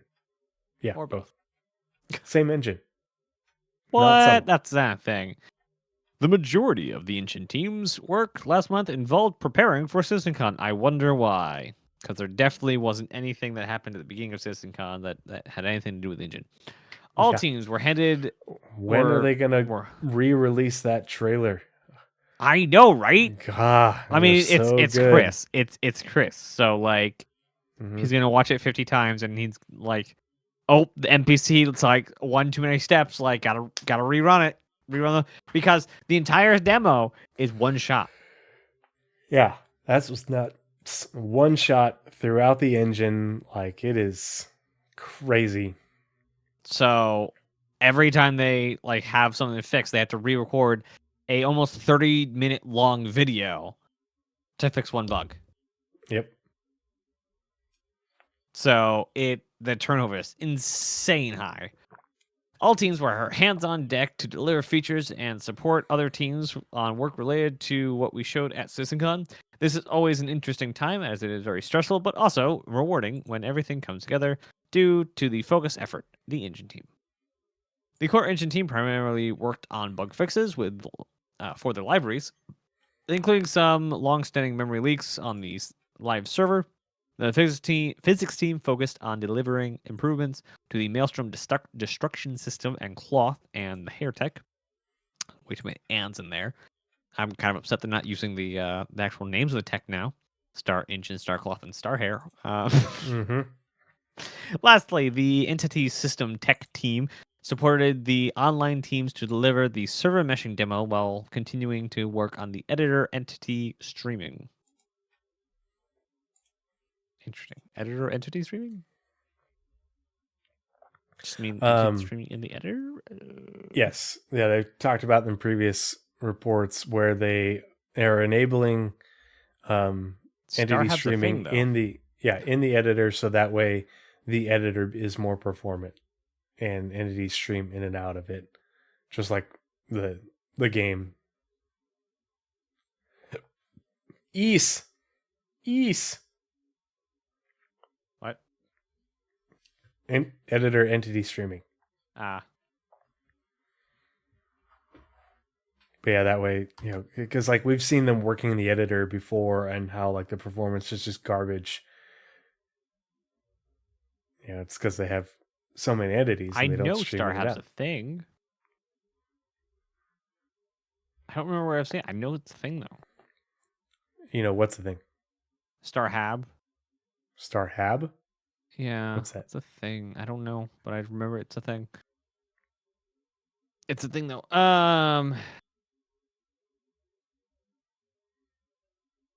Yeah. I look forward to seeing server mesh. Hyperlight Drifter, the database works. The database is good. It's not the database, it's the engine that's the problem. And the engine doesn't scale well when it needs to replicate. Database engine, you mean? Yeah, it does not. But the database one. Yeah, it just, in order to, when you have an increase in concurrency going from 10,000 active players to 100,000 active players in a short period of time, that's where the database engine struggles. And that's the problem. That's where they would have been having a lot of issues. And yeah, it's not operating at 2 people or operating at 100,000. It's operating between the two. Yeah, and once it gets to that point, then it does okay. It's getting to that point that's the big struggle for it. Oof, dang, headphone did something weird. So that's and that's why they are probably going to be switching database engines in order to, better scale for it, because they need it to scale. They can't just, that's the whole point of server meshing, is to be able to allow the amount of platform use that they have within Amazon Web Services to scale up and down based off of demand, and do that quickly, because the more the more servers you're paying for, the more expensive it gets. It isn't just a linear equation. And so they need to be able to, okay, well, people are logging off quickly, or people are logging on quickly. We need to go from 0 to 100 quickly. We can't just say, okay, we know this event is going to start at this time, and we want to spin up this many empty servers, over the next hour, so that way they're all ready for people to log in. That just would get stupid expensive. It is on demand. Mm-hmm. Yeah, it's not about the hardware. Like CPU, GPU doesn't matter.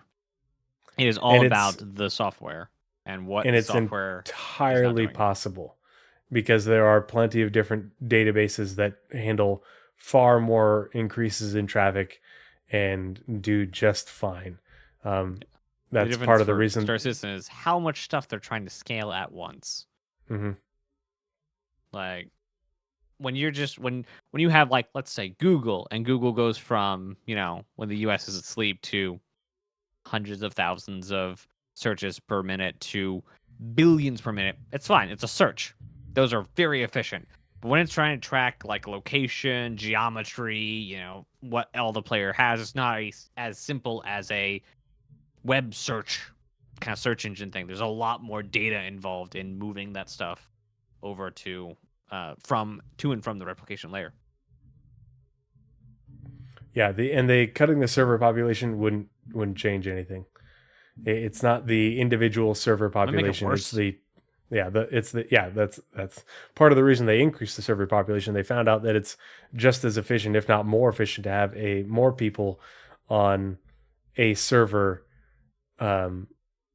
versus splitting those people across 2 servers, and it's actually more cost effective. So yeah, it's also going to be not interesting to see how it all server works problem. out. Yeah. Again, it has nothing to do with the hardware. Yeah. It's all about Amazon Web Services is just the hardware. Yep. Yeah, it's all about the specific system they use to run the the database system. And it's not the database system itself. It is the database while scaling between low and high concurrency. Yeah. So it's a very specific case on a very specific piece of their tech. And it has nothing to do with hardware. Built their database. CIG built the database, but they made it so that it would run basically on any of these same types of engines, because these database engines all run on the same sort of architecture. And so you can basically convert your graph database engine or your graph database from one engine to another. They did this on purpose. Benoit specifically told me this. But they did this. They did it on purpose. But the graph databases they're not new, but they're not as they haven't been around as long as older database structures that are used, like what is used on oh gosh, what's the game? Elder Scrolls Online doesn't use a graph database. But there's still more development to be done on graph database structures, but and there's different engines that specialize in different things, and so they're going to switch to a different graph database engine and basically databases are almost always supposed to be as fast as possible. Yeah, because you don't want to, like, hit search and have to wait a minute for Google to pop up the stuff, and that's basically what databases are addresses to things, and so they're always trying to improve the speed of databases. Whether that's like a database of that is generated when you have a video in an editor and you're trying to skip through different places and it having a record of addresses when you put keyframes in. That'll be a database. It's a very small kind of database, but it scales all the way up to you have billions of websites and billions of pages and trillions of places you could go. It needs to be able to say, I want to go here, here, here, here, and get you there in a split second. And that's all hopping databases. They are supposed to be stupid fast. And graph databases are the new kid on the block, but not, the newest. I don't know if there's anything newer than a graph database at the moment, but they've been around for over a decade. But I mean, like that's when it comes to like an architectural change like that, and that's not that long. Yeah, it's kind of like ARM right now. It's like, yeah, we've had ARM for a while, but like companies are just getting around to like being good at ARM. Abdi Johan, thank you so much, buddy. Good to see you in chat. Thanks for coming and hanging out. Yep, appreciate it. It's the twins are. It's gonna be a wild ride. My parents are flying in tomorrow morning. They'll be with us for the next week, so we'll be celebrating Thanksgiving together and talking all about all that and what the fuck am I gonna do? Yeah, but I'm excited and shocked and a little bit scared all at once, but it's a good thing. And we like I was my wife has gone from being ecstatic to crying because she's pregnant, and we're having twins. But that's what I told her. I was like, it's gonna be okay. We'll figure it out. We got this. We're gonna raise the fuck out of them kids. That's what I said. Yep. So just grill. Start the grill. Start grilling. Keep doing it. Don't stop grilling. I'm gonna smoke a turkey for Thanksgiving. I've smoked a turkey for the last. Let's see. I did it last year, which is 2022, and I did it in 2021. So yeah, this is gonna be the third year smoking a turkey. But I bought an upgrade for my smoker. I got the turkey cannon, and I'm very excited to use it. So I will post pictures in my Discord of how the turkey comes out. But I'm doing the rub and everything how I've done it before, and it makes the skin and even the white meat is just fantastic. But everybody says that the turkey cannon for keeping the turkey moist and all the way through and tender is supposed to be legit. So I'll take pictures, post in my Discord, but it's supposed to be amazing. Thank you, Hyperlight Drifter. I appreciate it. I'm doing my best. I've got an amazing. My dad's amazing. I love my dad. He's my sister and I are very fortunate. So I'm just trying to be half the dad that he was, and I'll be good. But yeah, I love my son. I'm gonna love my kids. Hopefully, as long as they're healthy, that's all that matters. So. Ooh, beef short ribs. Yeah. I just want you to know, I just want to put it out there that I'm not making any morbid jokes. Just want you to know that. Yeah. I love turkey. I love turkey for leftovers. I'm going to do a Christmas brisket, though, because I'm tired of ham. I don't really get tired of dark meat turkey, but I do get tired of ham. It is the Nova Forge on both Twitch and YouTube. Mm-hmm. Yeah, go give Navs follows and subscribes and stuff. Yep, I will be back doing CitizenCon review tomorrow. Yeah, tomorrow evening. But next week, I assume I'll be able to finish up CitizenCon review this week. So next week, Tuesday is going to be starting to see if we have any sort of skill that can be applied to the Daymar Rally. Ooh. So that is going to be what we attempt to do on Tuesdays from here on till race day. So in about, I think, 2 tests, two Tuesdays, well, we're going to have to honestly talk to the Nova Forge team and see hey, do we want to do this? Do we want to sign our name on the sheet? So we got basically two days where we're going to sit down all together and work on seeing if we can actually do Daymar Rally stuff. Super excited. Still want to drive the Steve, but I was warned very hard. Do not do Steve. Oh, Hyperlight Drifter just gave it a tier 1 sub to Exxon Seeker. Thank you so much for gifting that sub. Really appreciate it. Thanks for the generosity. Backwards, as if Hyperlight Drifter was gifting it to Hyperlight Drifter. I'm like, how does that work? I can't read Twitch. I'm really bad at reading Twitch. Let's see, where are we at? We are at Arena Commander. So the next 2 tree parts are a mile long each. So I did not get screwed over this time. It's fine. It's weird because wait a minute. Look at gameplay features. That looks funny. I think you forgot to. I know I did. Yep. It's fine. Okay. Nothing happened. That would be a Chad move. Arena Commander features. October saw the Arena Commander feature team finishing support for Alpha 321. They also supported several things shown at CitizenCon and continue to polish various features. The engineering team primarily focused on the development of multi-crew gameplay, yes, and spawn locations. I can't wait to try this out. This is going to be so much fun.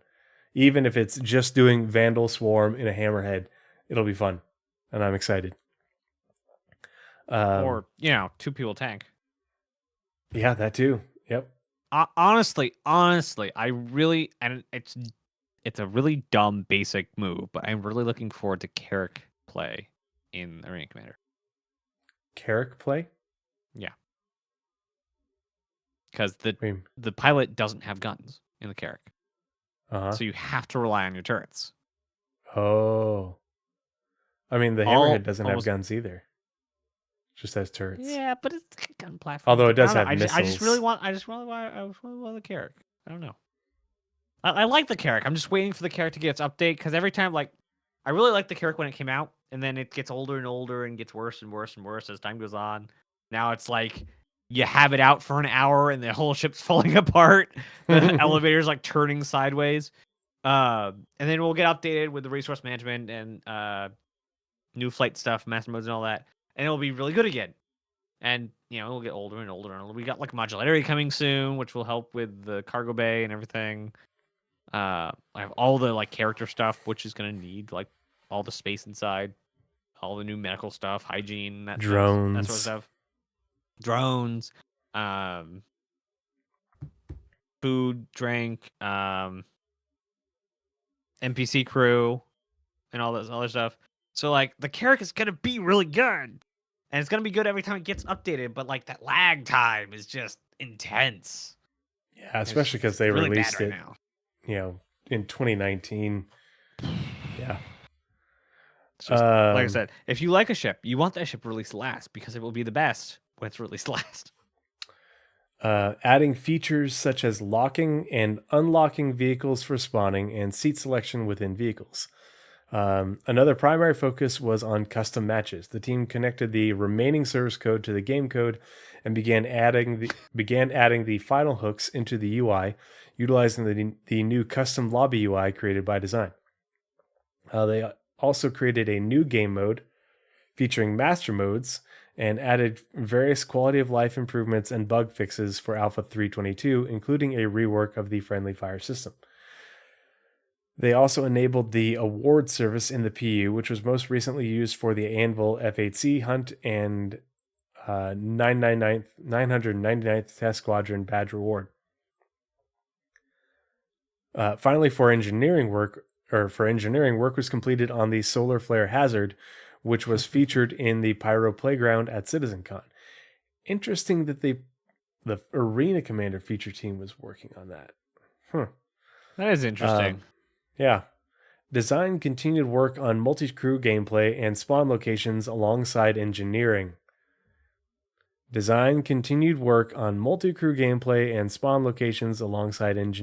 is by the Arena Commander feature team. Oh, yeah. I imagine it's engineering as in programming because it's design and engineering. No, it's engineering gameplay. But they didn't say gameplay. They said they worked on multi-crew along and spawn locations alongside engineering, as in the engineering guys. Oh, but it's capitalized, and it wasn't capitalized over here. We could tinfoil hat this all day. You're probably right, but I still like my way better. They also created I the do custom too, lobby but I'm trying to do the objective thing here. They also created the custom lobby UI. See, this is why we have two people read the monthly reports at once. Because otherwise, if it was just one of us, we'd be like, oh wait, no. Yeah, we need the other one to like, no, chill. Yeah, hold on. Come back here. Yeah. Made various improvements to existing UIs and completed work on multiple new FPS and atmospheric flight locations. That's the part, because they in the roadmap, for 322, we've got new locations coming. So that they've marked Give up. FPS locations. I am so sick of the ones we have. Holy cow. Yes, they are so old. Oh my gosh, you're so old. They're so old, but I do want them to be reworked and updated with new assets and stuff. Because they are still assets, cool, and they have lore. Yeah, but also like fix the lanes. Mm-hmm. Like, is it Echo 11 that's good or not good? Whatever the one is with the room in the middle. Oh, okay, they all have rooms in the middle. Good Duxer's okay. There are some spots that really need some help. Mm-hmm. No, Echo 11's the big one. That one's fine. It's actually decent. Damien Com is a mess. It is just a mess. No. The entire thing. I would not mind never seeing Damien Com. It's fine. Good Doctor just has some pain points.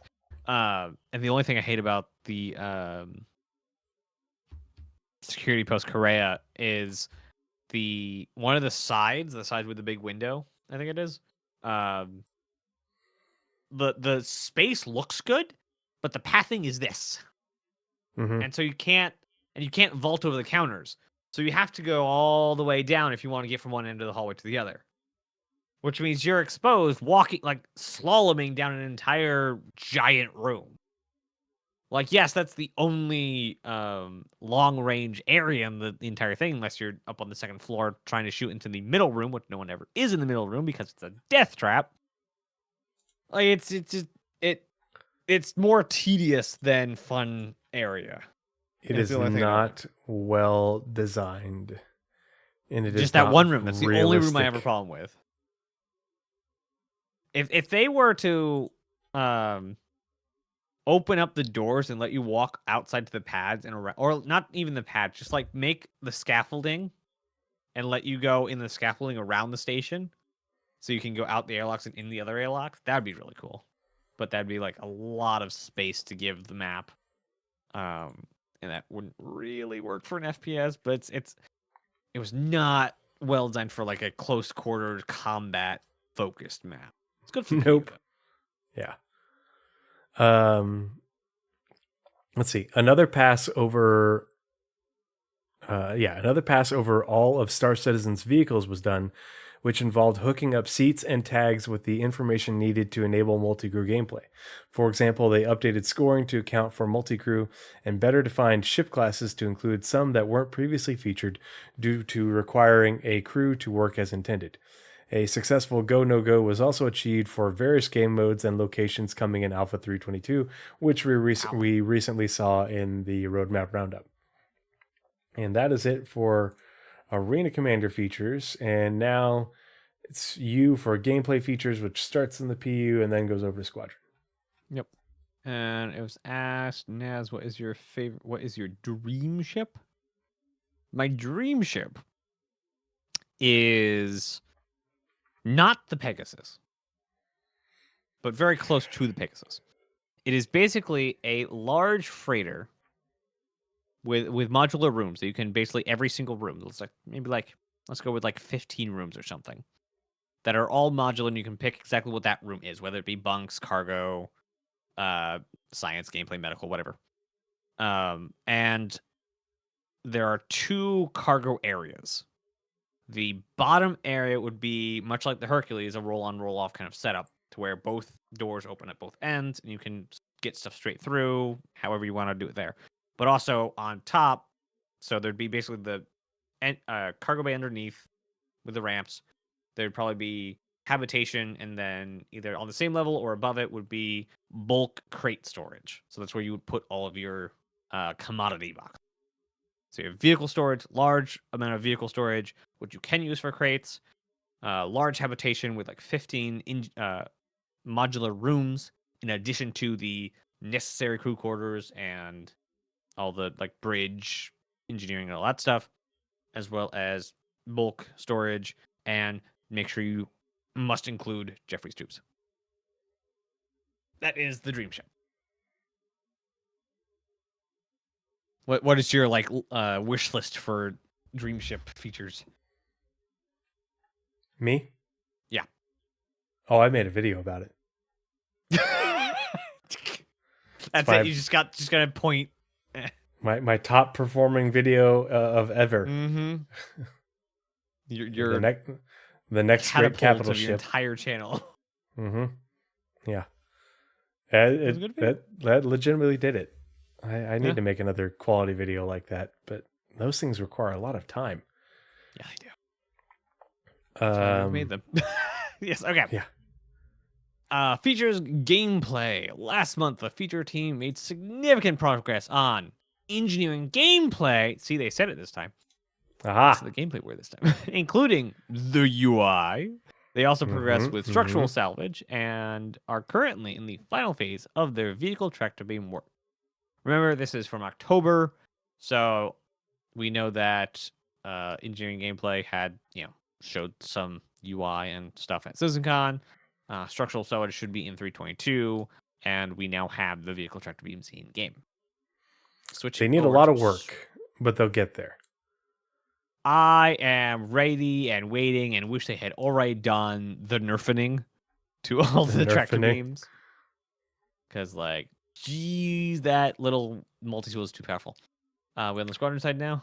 Yes. Yeah, okay. and there's just a lot of jank going on, and it's not good jank. It's things not functioning appropriately, towing not working as it should. So my big gripe right now is and Race Guy did a good video on it about the tractor beams, between the SRV having lots of issues, which is really disappointing to me because I love the SRV and I love vehicle tractor beams, and it's releasing in the state that it's in is disappointing. It makes me sad. It'll get there, but damn it, it shouldn't have been this way. But then the C1. So it has, if you look at the C1 and you see the tractor beam rail thing that it has, which I think is great. I think that's a really smart idea for that, because you can be parked, in space and have cargo in front of you, and it goes up in front of you, and you activate it and you pull it back and you turn it around and you come back around like that. What they did is they made the rail, like the back part of the wings on the C1, they extend out back behind the back of the ship. But they go out like this far, but the rail only goes out this far. And had the rail gone out all the way to the extent of the back of the wing part, if you look at it from the top down, you'll see what I'm saying. It would have made the issues that Ray pointed out with the tractor beam and getting crates into the ship without damaging your ship so much less, because the angle that the tractor beam was pointed down right now, in order for you to get crates into the back of the ship, it's all just messed up. But if it went back like another 10 feet or something like that, you would be bringing them down and then turning and then bringing them in, versus right now it's messed up. And it to me, it's like, oh, that's such an easy solution. Just make that rail system go out farther and then come back in, and then you'd have the leeway that you need for it to work more appropriately. Because the big issue is trying to put 32 SCU containers in there. Do I think they're going to fix that? I don't know. I just know that after watching a bunch with the C1. Yeah, I hope that they'll look at that and be like, oh yeah, that doesn't work right, and they'll do something about it. I don't know what they would do, but my thought is just make that rail system longer.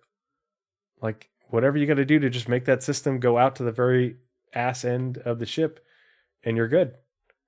It should give you more clearance. Maybe not as much as would be optimal, but it'd be a lot better than what it's doing right now. But yeah. Here, I'll pull up a picture while you read your segment. I think that now that they have vehicle tractor beams in and they're being used, they're now going to start designing ships with vehicle tractor beams in mind, not just having vehicle tractor beams on vehicles. Let's see. Last month, gameplay featured polished the new character customizer, working on the skin texture and tone, freckles, blemishes, eye makeup, and much more. I just can't wait. I just can't wait for that system. It's so cool. I can't believe we're not getting this here. On the new star map, the team worked to get the marker and labels working correctly on planets. This involved enabling the magnetic cursor to snap to icons, implementing the new search box, and a variety of smaller improvements. Work also began on the new Squadron 42 Squadron 42 specific front end. Main menu? That front end? Yeah. Main menu. Making it feel like an extension of the game world. Yeah, I'm pretty sure that's main menu. It will feature a changing environment to reflect how far the player campaign. Yeah, this is the main menu. Changing environment reflecting how far through the campaign the players are, and be populated with collected items. Crytek, if you had only waited. If you'd only waited. They're going to make it its own launcher just to spite Crytek. Like, okay, so for those who don't know, long-ish time in a world not so different, but pre-COVID, Star Citizen started with CryEngine 3, and their license with Crytek, the people who made CryEngine, was we would like to take your engine and make a single game on this engine, because back in the Kickstarter, Star Citizen and Squadron were the same game. That it was just a single player or story mode of that game. Since development has gone on and early-ish on in the project, Squadron 42 turned into 3 chapters or episodes, depending on which point in time you are. And then a little later on, it became its kind of own entity away from Star Citizen, and you no longer are able to get to Squadron from Star Citizen. So that was the original idea. You could just fly to the Squadron campaign in Star Citizen. So Crytek saw this and like, hey, you said one game. You cannot market several games off of this one license. You have to give us more money because you're going to make more money. So it made sense. However, they didn't wait long enough. So they said, you're only allowed to make one game. And basically, they had no evidence of them being 2 separate games yet because they were too early. But what happened because of the very badly filed suit, they were dismissed with prejudice, which means Crytek cannot come back at CIG and say, aha, you're actually building more than one game. And also since then, we've moved 2 engines. Well, engine and a half were from Lumberyard to now Star Engine because, they've broke the game so much. Or broke the engine so much. So, if they had waited, well, I guess if they had waited, they would have been off it anyway. So, maybe not. Depends on what the agreement actually said, but yeah, Squadron, its own launchable game. Oh, it's a ridiculous suit. They also added a SimPod UI screen to allow players to select which simulation they want to play, seamlessly transitioning into it and view how did you do screen upon completion. Ooh, I want that in Star Citizen. I would love to not have okay. I want 2 things. On the So you launch Star Citizen and you load directly into the persistent universe, right? Maybe some server menu in the middle, right? No Arena Commander button. Outside on your desktop, there can be Arena Commander launch icon because that can go free to play and go on consoles. And in Star Citizen, you can get into the sim pod to go into Arena Commander. So that's how you can end around that way. So you can either launch into Arena Commander from your desktop or into Star Citizen, and you can launch Arena Commander from Star Citizen and then come back to Star Citizen after you're done. Which is exactly what they're saying here, but for Squadron. Like, that's what I just want to be able to say, launch Star Citizen, and I am in the PU. Like, only one load screen into PU. But, like, just bypass the entire first screen. Plus, with, a single shard, then you won't need a server select. So, and the next one is mission features. On the Star Citizen. PU. Yep, all Star Citizen. Before I do that, I'm going to show you what I mean for the Spirit. And I don't own a Spirit, so I don't have any skin in the game, but I give a shit about vehicle tractor beams. So, and you also are a Star Citizen backer, so it makes sense. Yeah. So here we can see the tractor beam in the forward upright position, and the rail comes down and it comes around here and then stops down here. And here, but on the underside, is where you can maneuver cargo. Unfortunately, the door is like right here in the ramp. It's super close. So there's very little room for you to bring cargo around and underneath you to bring into that door. Now, if this rail system just extended all the way out to here, and instead of you flipping around and then coming up underneath like that and coming back to the other end, you just flipped around and stopped right here, you'd have a lot more room to flip your cargo over as it comes past you to then, because the tractor beam is like a turret in that it's, facing this way to get the cargo, bring the cargo in towards you, you flip over like that, and then you push the cargo into the ship. Well, the only problem is there's a door like right here, so you have very little room to maneuver it. But if you're farther away from the door, you've got more room to maneuver the cargo around like that and then push it into the ship. And so, like, that's the fix to me. Extend that rail system out here. Yeah, the FOV in the tractor turrets are also ridiculously zoomed in. So it's just like, let me pull this cargo. Yeah, there we go. I can't see where the ship is, and then like it's super hard to like actually maneuver when you're trying to pull the cargo like straight part of the crew, part of the ship. Part of the crew, part of the ship. So it's part of the crew, part of the ship. Part of the crew, part of the ship. And hold on, I just realized we both have spaceship gifts for our pixelated spaceship gifts for our things. Because that's the way. It is the way. Wait, where did you get your pixelated spaceships? I think I just Googled that one. Oh, okay. I drew mine. Yeah, well, I have no talent. That's not true. Here, hold on, You make some awesome thumbnails. It's not me drawing though, that's for sure. Here we go. And I'll show you, here's how I came up with that idea. Look, tractor beam on arm that sticks way the hell out here past the doors over here. Yeah. The ramp's here. Look how much room you have to do this whole swoopty thing and bring it in and articulate out like. I have a lore reason. Crusader's too worried about the profile of the ship. Yeah, you're probably not wrong. TTDJ, like, don't worry. Put an arm on it, just pisting it out there. No worries. Thank you for joining us this evening. Thanks for the follow and the support. Really glad to have you here and hanging out with us. No, interrupting good. Yeah, interruptions are good, especially when it means more people coming in and hanging out and being a part of the community. We're stoked to have you. It just, I was looking at picture and I was distracted, and all of a sudden, pirates blaring in my ears. So, but see this versus this, and the door's right flipping here. Look how much more.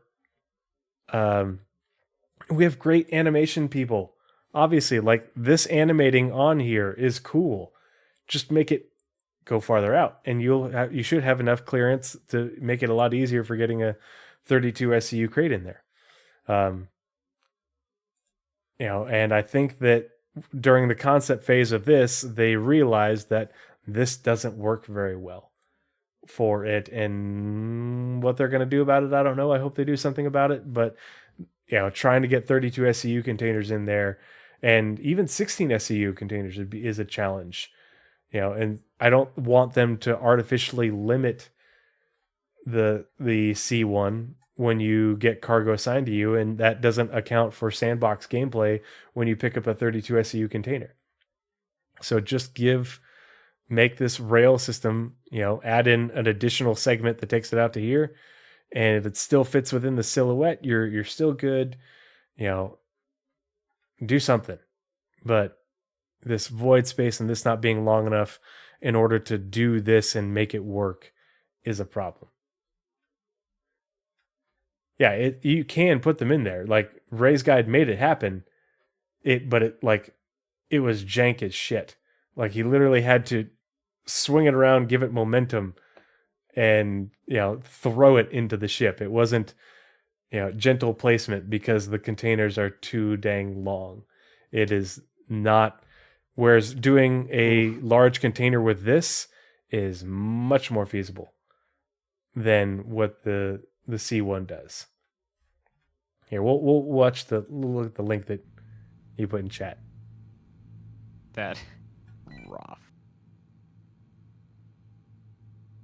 Yeah. But if you were 10 feet farther out. And 2 feet higher. Yeah. Much less problem. Because think of if your perspective, where you are right now, if your perspective was 10 feet further back and away from the door. Doable, but certainly not intended. But thank you for sharing that off me on. I appreciate it, bud. Yeah, they'll go back and fix them. It's just for now. Yeah, for me, someone who has zoomed in, who has been so hyped about vehicle tractor beams for so long. Like we've literally covered them on this podcast 3 times in the last year and a half and some change, because I think they're cool. It's peak sci-fi to me. I'm a huge Trekkie. It's the initial implementation for multiple ships. The Caterpillar is, it's kind of, it's a bit of a letdown. Yeah. And I give Beam Citizen a lot of shit, but that's a beam that I like. It's a beam that needs to be a thing that, is a good thing. But at least I have my 2-handed tool now, so whatever. Okay. So we're mission features now. Sorry. Yep. Tangent. My bad. No, it's fine. I've had some, you've had some. It's good. Yeah. It's constructive criticism to CIG, because I do have criticisms. It isn't all sunshine and roses and shit. Yeah. Beam haircuts for the barbershop gameplay. And you get a little bit too close and you cause a, tier 3 injury by, giving somebody a burn on their scalp. Mission features work on Data Heist Intensified, with the mission making it past its 3rd gate review and entering the QATR. So QA is Quality Assurance Test Review, right? Yep. QA stage. QA are currently testing the mission alongside a dedicated designer who is fixing bugs as they're found. The mission received its narrative pass too, so all the text is now complete, while various UI screens were brought up to the desired quality. An interesting addition has been new dialogue sound effects, which the servers play to give players, important feedback of their current cooling states. Mission feature team. Work also continued on the Blockade Runner global event, which I'm really interested in seeing how this has changed, and I'm hoping it does an even better job of bringing cargo game players into the event than it didn't do previously. with focus given to deciding which commodity is to be transported. See, this is why. Improvements were also made to the scenarios that occur when a player is interdicted during the event, and important work on the event backend means it can now be scheduled better. Yeah, the interdictions, will be, that's what I want to see. I want to see people, there's a chance that you're going to get interdicted in the event, so you're going to want to bring some escorts, and you're going to have to fight your way past the interdiction, the interdictors, and then, quantum the rest of the way, or slow boat the rest of the way. I want to see this be challenging, where cargo players have to work alongside escort pilots to get the job done. No more just soloing shit. Work together, people. Mission features worked alongside economy to more accurately balance the cargo manifest seen in salvage, bounty, and assassination missions to ensure they don't break the economy. Yeah, people have been getting real rich. The steal and recover courier missions. This is what another thing I'm really excited about. These courier missions, these are the small cargo versions of the cargo missions that they're working on. Saw their first white box playthrough with the start to finish flow complete. The team are now switching to the polish stage and building variants, which that's going to be good to see. Hopefully we'll see these, obviously I don't think we're going to see them in Q4, but I hope we'll see them maybe in Q1, because these will be fun missions to do solo or with a small group. Your C1 and your Zeus Clipper size group should have a lot of fun with these missions, especially chaining them together, 2 or 3 people, or your Cuddy, freelancer, even smaller, maybe. I'll be right back. Hard to trust people. Yep. Find an org, find a group, a Discord. I don't play Star Citizen with randoms. I play with people either in my Discord or the Astropub Discord, or a few others, ammo, because I'm, still technically a part of the org. I only play with people I know, and, join a Discord, make friends, find people to work with who you trust. The ship trespass feature passed its go no go and was integrated for the next release, which we saw in the Roadmap Roundup. The team are currently investigating non-violent means to remove trespassers from ships. Beams. We've got a 2-handed tractor beam. I'm pretty sure I can yeet somebody real far with that thing. Oh God, what was the word that they used for throwing somebody out a window with a tractor beam? It was in a monthly report, and they talked about it on SCL months back. Oh gosh, that's gonna bother me that I can't remember that. Anyway, yeah, knock somebody out and yeet them with your tractor beam. Mission features continued their previously defenestration. Perfect, Abdi. Clutch, man. Yeah, I'm gonna defenestrate the shit out of some people if they trespass on my ships. Mission features continue their previously unrevealed work supporting Pyro, including new bombing run and destroy vehicle missions.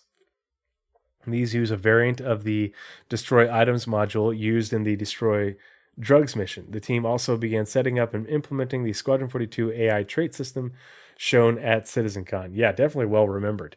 That's impressive.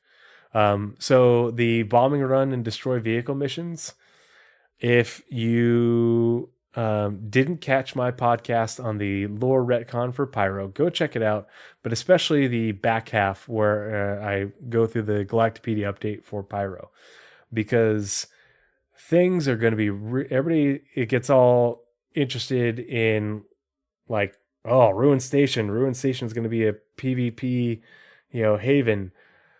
Things are going to get real spicy on Terminus, which is Pyro 6, because all the gangs that are trying to take Ruined Station for themselves have bases on Pyro 6 and are constantly warring with each other on Pyro 6 while simultaneously trying to raid and invade Ruined Station.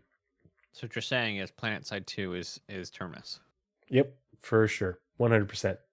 the bombing missions, destroy vehicle missions, all the PvE and PvP, gang on gang warfare, like that whole planet is going to be a hot zone.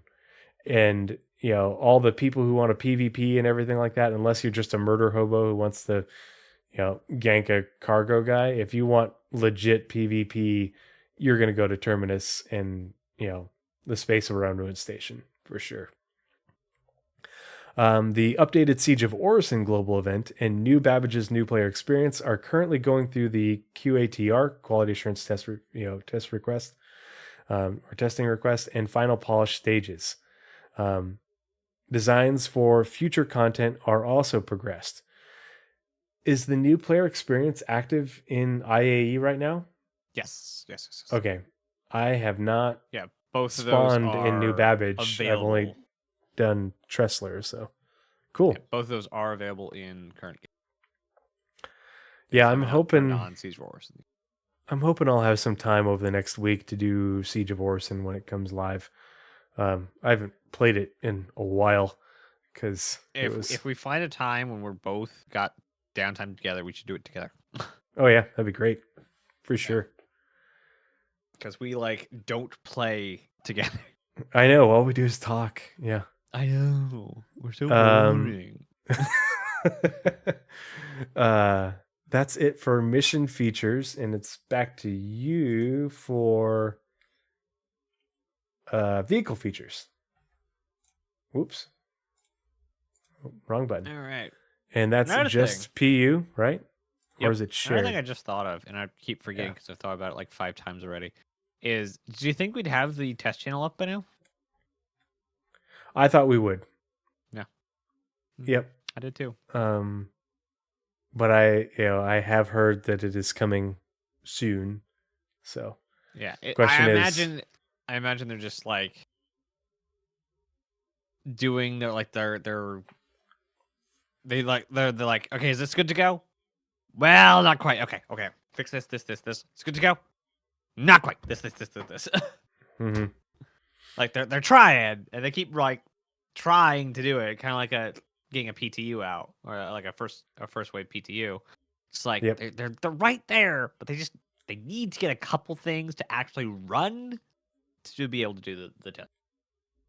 Fingers crossed for soon. All right, vehicle features. In October, the vehicle gameplay team focused on bug fixing and quality of life improvements for Alpha 3.21 and Syscon. They also improved the handling of ground vehicles across different terrains to make them more predictable and tweak various other ship systems to improve gameplay balance. A tuning pass began for various upcoming ships and vehicles too.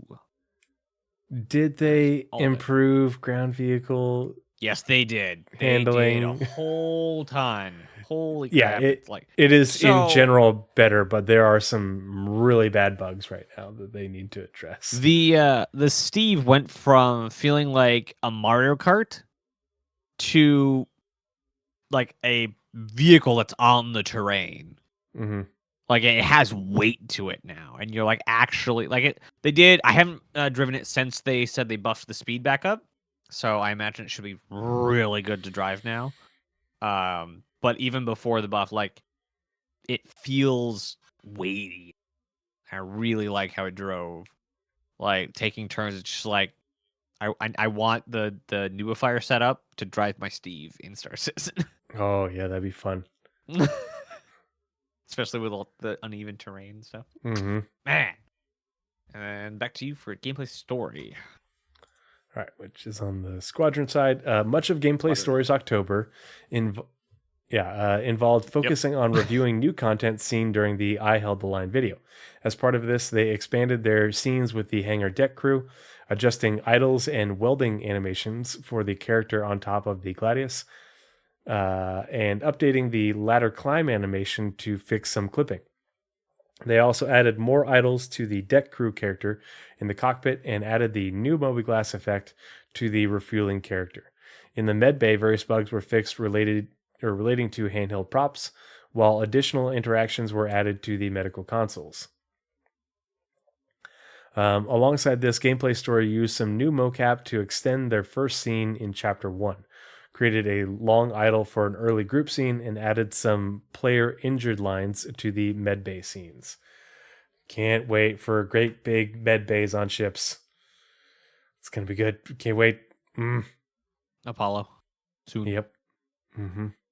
Now the Apollo, I can still see. I can see them getting the Apollo out for Invictus for sure. Yeah. It would be nice. The actually. medbay on the Polaris has 4 medbeds. It looks like 2 tier 2 and 2 tier 3, which is just nuts to me. That's super exciting. Nice. I don't remember what the medbed has. What is your opinion on whether they keep doing every patch ships or like event releases of ships? Wait. Say that one more time. So currently every patch has vehicles in it. Uh-huh. What if they were split that up into like event releases? So basically just Invictus and IE. And they hold all of their ships and drop them at those 2 things. Narratively, it makes sense. Markedly, it doesn't make sense. I don't know how that would work for their finances. And they do a lot of love doing the artificial scarcity thing. So yeah, but yeah, I think that would leave them a bit too dry in the in between. That makes sense. Because I mean, they do have other events going on in the other patches. They're just not as big. Like those are the big events, but they still make money. Those are the 2 times the ship manufacturers come out to show their new stuff. Yeah. And maybe they could do like an alien centric event in between the 2. Like let's Alien say Week? Alien Week, but make Alien Week have a merit. Like Alien Week is too close to Invictus launch week is the problem. Oh, that's true. Okay, so it's only like a week afterwards. Move Alien Week. Basically, make Alien Week a like Arc Library event. Like we've invited all the things to come and to show off their culture, kind of thing. And the alien races choose to use that opportunity, and humans want to tag along because they're humans, to show off their new wares that they're selling to human, aka the new ships. So, and that would let the alien ships shine a little bit harder in their own right, and we can mute them a bit, not take them away, but mute them a bit for IE. So they're not so like alien ships things, because IE is a human thing. So aliens get their entire own event, like ship release event. Military gets own release event, and then we get like, release vehicle event at the end of the year. Mm-hmm. I think what we need is more events. I don't know if we need more events. It feels like every 2 weeks there's an event going on. But like making certain ones more impactful. Like a lot of the events are just, they don't have much in game going on compared to Invictus Launch Week and IAE. There's stuff in game. It isn't just new ships and here's some stuff on the website. And the in-game aspect of a lot of the events is kind of minimal. A little bit of gameplay stuff, but not. It doesn't have a big presence like IAE and Invictus Launch Week does. And so, especially like in terms of things being location based and having a reason to go someplace. So like if Alien Week got moved to a different date, which I don't think they'd move it, but like I feel like Alien Week needs to have an in-game location based experience. Because that's really, to me, what drives more concurrency, which drives more funding. That's just my thought, though. Back to you for graphics and VFX and Planet Tech. Interesting things that they always lump together. Basically, like engine devs that are engine devs. For the graphics, planets, and VFX teams, the majority of October was spent polishing the many features demonstrated at CitizenCon, including water simulation, global illumination, maelstrom, fire, and rifle scopes. The Vulcan sub-team continued tackling the remaining performance and stability issues, which all need to be addressed before a public beta test can be considered. See, you heard it here first. There's going to be a different Vulcan ship, and it's going to be a submarine. Okie doke. That with is the water not physics how and... you read that, but okay. Where'd you learn to read? Did you learn to read on Conspiracy Theories RS? This definitely, to me, sounds like, they're continue tackling the remaining performance and stability issues, which to me says there's not that many remaining. They know what they are, and public beta soon. Well, what way might they implement a public beta? You think it's going to be a TC thing? I think it's going to be a tech preview thing, because a TP thing, huh? Yeah, I think it's tech, and so they'll just make a new build with Vulcan running on it and put it on the tech preview channel and be like, "Hey, test this," and because it's technology. Think they need to do that much though, because because they can just make it an on-off switch. Yeah, I think they'll test it in the tech preview channel though. All right, because it's tech, it's technology, and they want to test it before they release it to live. Vulcan in a PT, you can even have the Vulcan stuff in live, and just be able to turn it off and on. But they don't want to mess with the live experience. It won't. If it's got all sorts of graphics bugs and stuff like that and performance issues, then that's the whole point of the tech preview channel. It isn't just networking technology; it's PTU. But that's why they have the tech preview channel. I don't think it's big enough to get its own channel. We'll see. Yep. Interactables. There wasn't anything on the Squadron side for that. Nope. Okay. That was both. Interactables. Last month, the Interactables team worked towards CitizenCon, producing assets included in the digital goodies pack. They also supported the new underground facilities, pushing the boundaries to create new and interesting props, and worked towards Pyro, helping to close out areas for dressing in multiple locations. I'm calling it new UGFs, distribution centers, whatever you want to call them, 4.0. That's going to be... They already said that. Yeah. Did they? Oh, yeah. Yep. I remember. They. I don't know. I called it before they said that, but yeah. We did. We both. Mm-hmm. I believe I asked you a little while before CitizenCon, like, is this 4.0? Yes, this is a UGF's RA or distribution centers. To kind of pull the names apart. Distribution centers have been confirmed as a 4.0 feature. They are not coming in before 4.0. So when server meshing, when Pyro, UGFs. Stanton not just UGFs for Pyro. Need more server,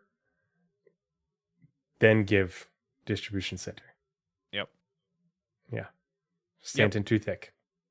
Stanton too thick boy. Oh boy. And my one-line lighting, alongside CitizenCon, the lighting team worked to close out multiple locations across Pyro. Back to you for Live Tool. And lighting looks good in Pyro, especially under HDR. Oh man, it was pretty.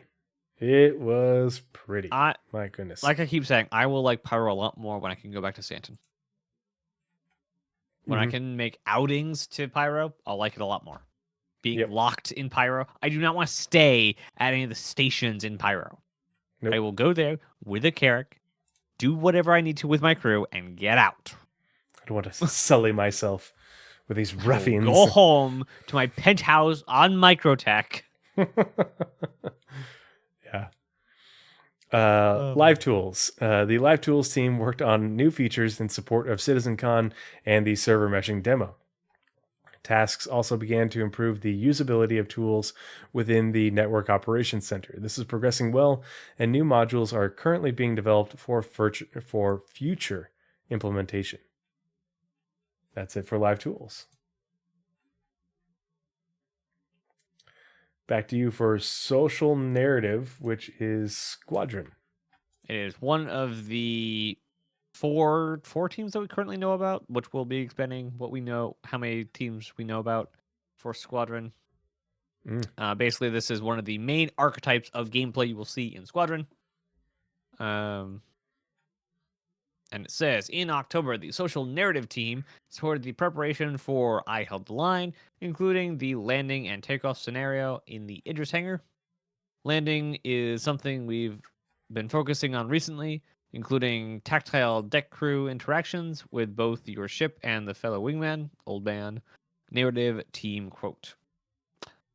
Work was done on the NPC for repairing the landing Gladius, featuring new welding animations, inspecting the cockpit, and refueling. These animations were layered on top of the systemic AI to move the hangar experience closer to the team's overall expectations. So it's kind of like prettying up after the fact, but they are working on the base of animations that we will see just in the persistent universe as well. Away from I Held the Line, the team continued to focus on the Idris interstitials and Fortune's cross location. For example, they revised a number of medical room scenes. Previously, medical staff involved in a narrative scene wouldn't reference the fact that the player could be injured. So, gameplay story provided level design with new content that addressed this issue, which involved the medical crew pausing at multiple points to tell players to head to the healing station if injured. Interesting. Healing Old man, station. aka Mark Hamill, yes. Healing station. Healing station. Back to. And you get locations. Oh, you get like three holes in for locations. But it's got pictures. Two pretty pictures. Mm-hmm. Last month, the locations team progressed with Pyro's rundown stations and added improvements to New Babbage. The Sandbox team continued to work on Pyro settlements and the new underground facilities. Underground facilities are dead. Long live underground facilities. They're still underground facilities. It's just not all of these distribution centers will have an underground element. And not all of them will be configured like this. We're still only working on the medium. So, these are still the mediums. Yep. We still have no idea what small means. Yeah. Yeah. Does small equal the ones that we have right now? What will large look like? Will there be an extra large? Because large is CIG, just Lorville. What do you mean? Yeah. CIG likes to deal in extra small, medium, large, extra large. So who knows? But they said the smallest of these or the distribution centers would have at least 2 hangars. And the ones that they have shown us have 2 hangars. And that's it. So that means that they will have distribution centers that are larger and that have multiple hangars. So keep that in mind. Jeez, just the scale of these things are just like... Mm-hmm. And they don't even know how to populate the medium ones with gameplay. Like, what they could do, like, large is like most a city. Yep. That's easily half of a good landing zone. Like, geez. Oh yeah. Well, and there's gonna be roads that connect to these, and there'll probably be like networks of them, connected to smaller UGFs, and wild. And we're only getting the first art pass currently. Mm-hmm. Like, they're going to have alternate, like, styles on the exterior, so we're not just going to have the same exterior.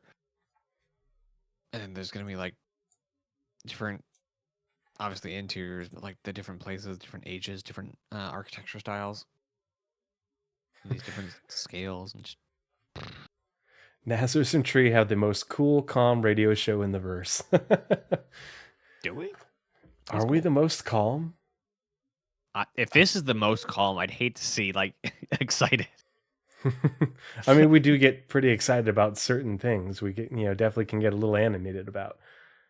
But I mean, the monthly reports are just good info. What is the little pylons that come up in the middle of the road to stop drivers? What are they called? Oh.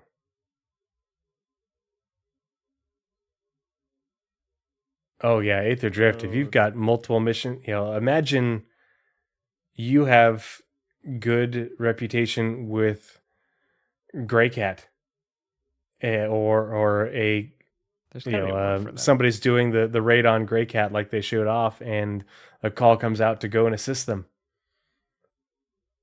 That's cool. That's good gameplay. That's fun.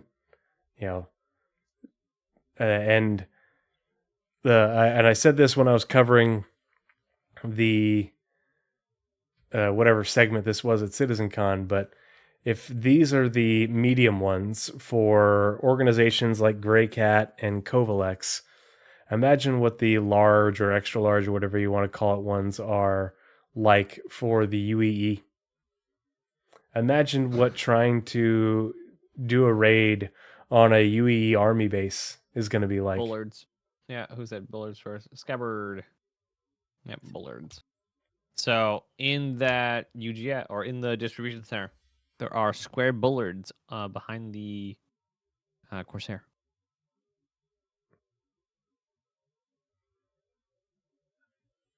Square Bullards behind the Corsair. So go out the back of the Corsair and drive to the back and underneath. Oh, these guys? The arch. Ah, okay. Yep. Looks like automatic Bullards right there. And there's some down to the other end. You can't drive through. Yep. Yeah, we don't want you driving and ramming into the back of the ship. We're going to control traffic coming this way. Yeah, and they can dynamically control traffic. This kind of thing I'm getting at is like they can, maybe you can hack them and make it easier to get stuff out from different places. Yeah. Where are we at? I have no idea. And it's cool because there's like freight elevators right here. Like there's that same door from the freight elevators. Keep clear, loading zone. This is where your cargo goes. Mule time. Yep. Hey, Victoria07, good to see you. Back to you for narrative. Starts off on the PU. Wow, this is in the next one. R&D is actually really chunky too. So next one's narrative or R&D, and you have that one. So these next two are pretty chunky. All right. October saw a flurry of activity for the narrative team as they worked towards finalizing content for CitizenCon. While narrative didn't have a presentation at this year's show, they supported other teams and worked hard to get content polished and ready for the Pyro Showcase, which featured numerous new missions and brand new factions. The narrative design team spent time polishing AI behaviors in the system to ensure that its NPC populations has the right look and feel. Additionally, they joined on the internal Pyro playtest, where they helped spot and address last-minute bug fixes.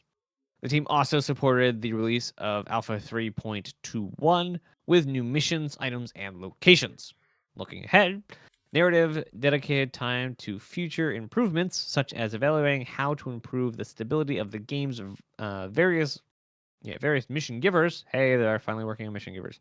As well as long-term planning for additional future content with more narrative focus. Please do. Last month, they also saw the release of a Wheatley's Guide on the 600i, a portfolio on the Unification War, and an updated Galactic Guide for Pyro or for the Pyro system, and a host of new Galactopedia entries. Gosh, they've been busy. Good job. And they still have missing definitions on items in Persistent Universe. Honestly, I'll help you guys out. If you guys need some like phoned in writing, I can definitely do that. Oh. What is this? This is a food tray. What does it do? It is a food tray. It trays the food. Like I would absolutely love to do like phoned in item descriptions. Like absolutely. Like I'd be all over that. Is this getting dunked with you? Oh no. He's got a meaty one later. Okay, we on to Squadron side. Squadron narrative. Yep. All right. The narrative team spent time finalizing content captured last month to get the initial animations and audio passes into the game so they could experience the moments in situ. They continued to sync the design with the design teams to review the levels as this content is implemented. Meanwhile, narrative continued their work completing the text requirements for the game. As mentioned in previous reports, this includes all exchanges that the player will receive for both gameplay and social messaging, reviewing mission objectives, adding Galactopedia entries, and looking at other environmental content to help sell the story and feel of various locations. On a personal note, it was tremendously exciting to meet all of you who came out to CitizenCon and hear your reactions to the video, the narrative team. Very cool. Excellent. I cannot wait till Squadron's out, so all those Galactopedia entries can be ported over to the full fat Galactopedia. Mm-hmm. I'll just shut down for a month and just read. That's why I've been keeping up with the Galactopedia. Go through it every month. Yeah, it's good reading. Like there's Lots of good stuff locked behind Squadron for it. Oh yeah, for sure. So yeah, that's the stuff I mean. Like shut down for a month. Yeah. Let's see. So for R&D, research and development, or rip off and duplicate. What? That's what we do in medicine. In October, time was dedicated to cloud shaping improvements for use in Alpha 3.21 and beyond, which will allow the team to author more varied cloud content. And remember, we've got the cloud light things. All that stuff is coming in 3.22. Atmospherics. Yeah, that. It is, for example, it is now easier to break up cloud fronts. The improvements also provided more flexibility in blending shape noise at height. As a result, the consistency of short versus long distance reads was improved, and tiling from orbit is less noticeable. Awesome. This is what I want to see. More improvements are planned, particularly with regards to improving details at cloud fringes.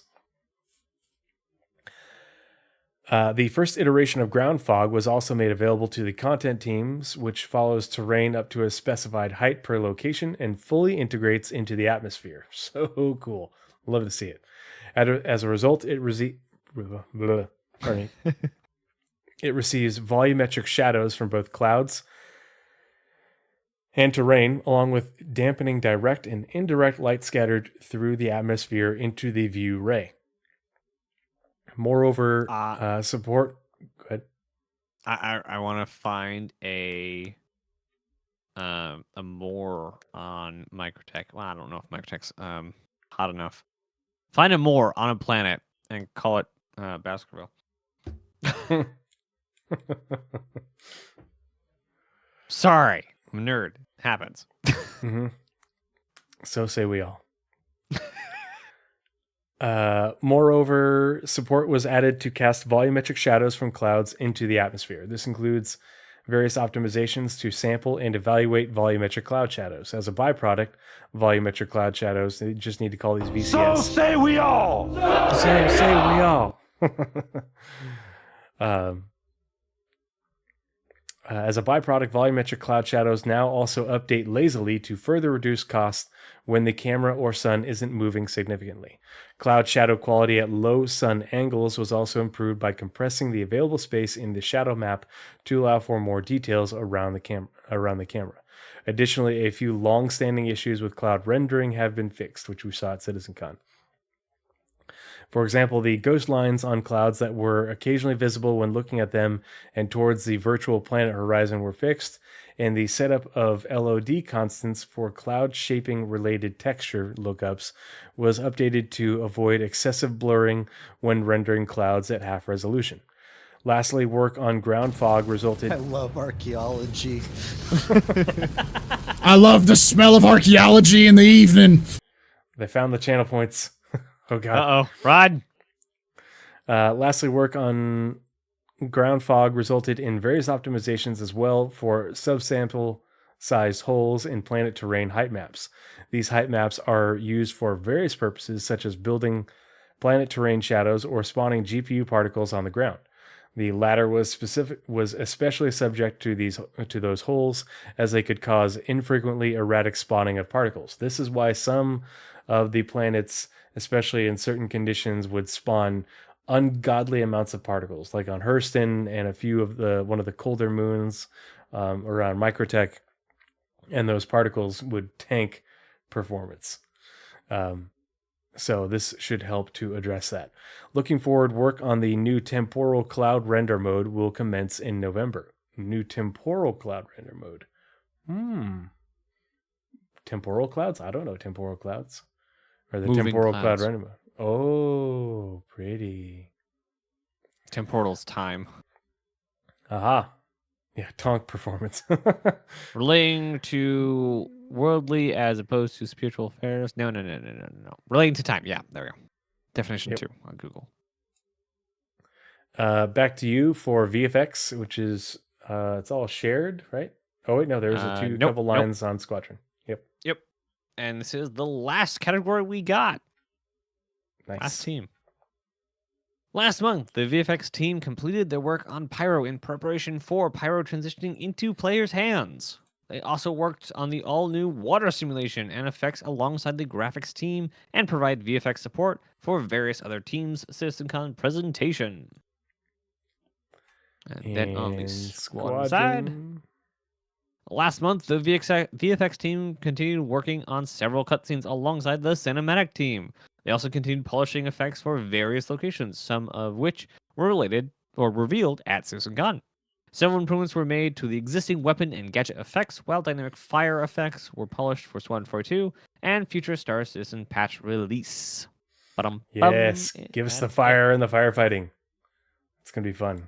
Got to save the Picos. That is, I mean, a lot of it was crap we saw at CitizenCon, but also a lot of it was telling us where they're at with all this stuff and who did what. Mm-hmm. So it adds some context to it. Yeah. I'm so not a media report, but it was a good one. Well, and the one for November and December is always combined. So we always get that at the end of December, remember? Nope. But okay. And it's always beefy. Yeah, so there won't be a Pathfinders episode for the monthly reports at the beginning of December. It will be at the end of this. Well, it'll actually be in January. Yeah. I'll have to go back and look at the dates and see when they released it last year. See if it was in early January, if they released it before they went to break. It makes sense. Release it, go to break. Yeah. That makes sense to me too. Hopefully, but I mean, they usually get this out like the Wednesday after the month ends, so it's definitely doable. Or they'll just like get it done and then release it like the week after the week following when the break starts. Yeah, something like that. Yeah. Well, yeah, that is it for episode 61 of the Pathfinders podcast, and covering the October monthly reports for Star Citizen and Squadron 42.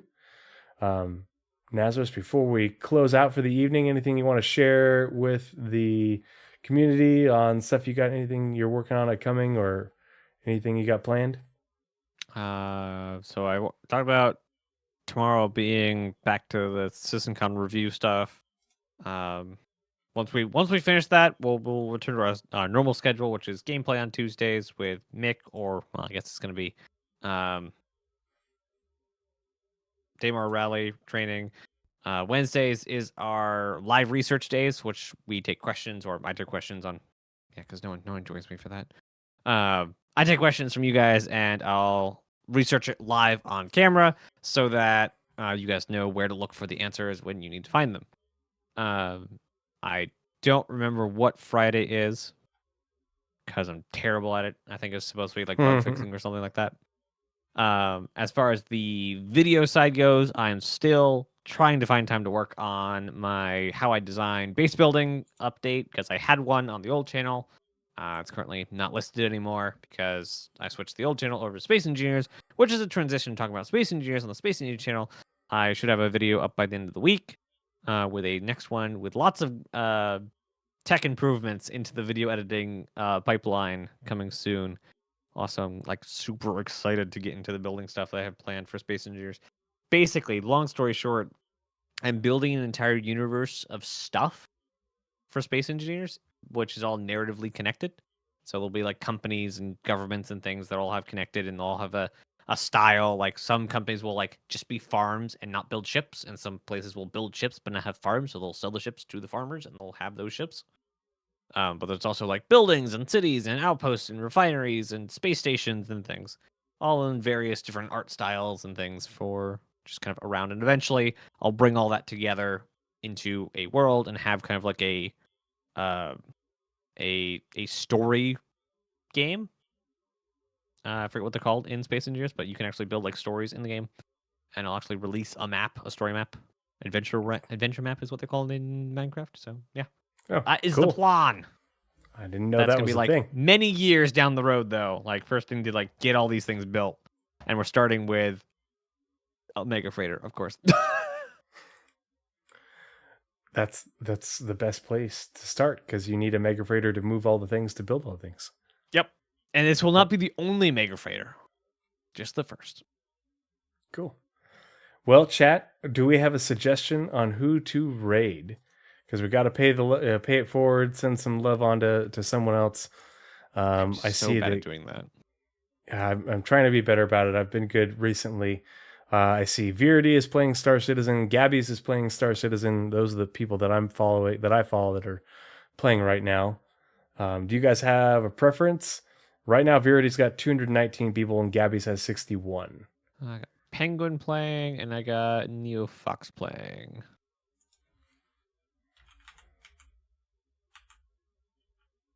What say chat? That's not what I want. What say chat?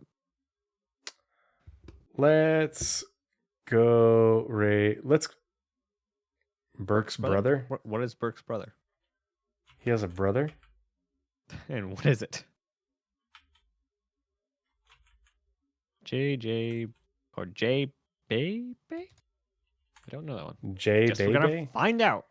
J Bay is playing Escape from Tarkov. J Green Day. No. Not I see. Ah, darn. Okay. Tell you what, let's raid Virity. Love Virity. Got to meet Virity at CitizenCon. Great person. I didn't get to meet Gabby's. I got to watch Gabby's do the fight or flight, but I didn't get to meet her. But we'll raid Virity.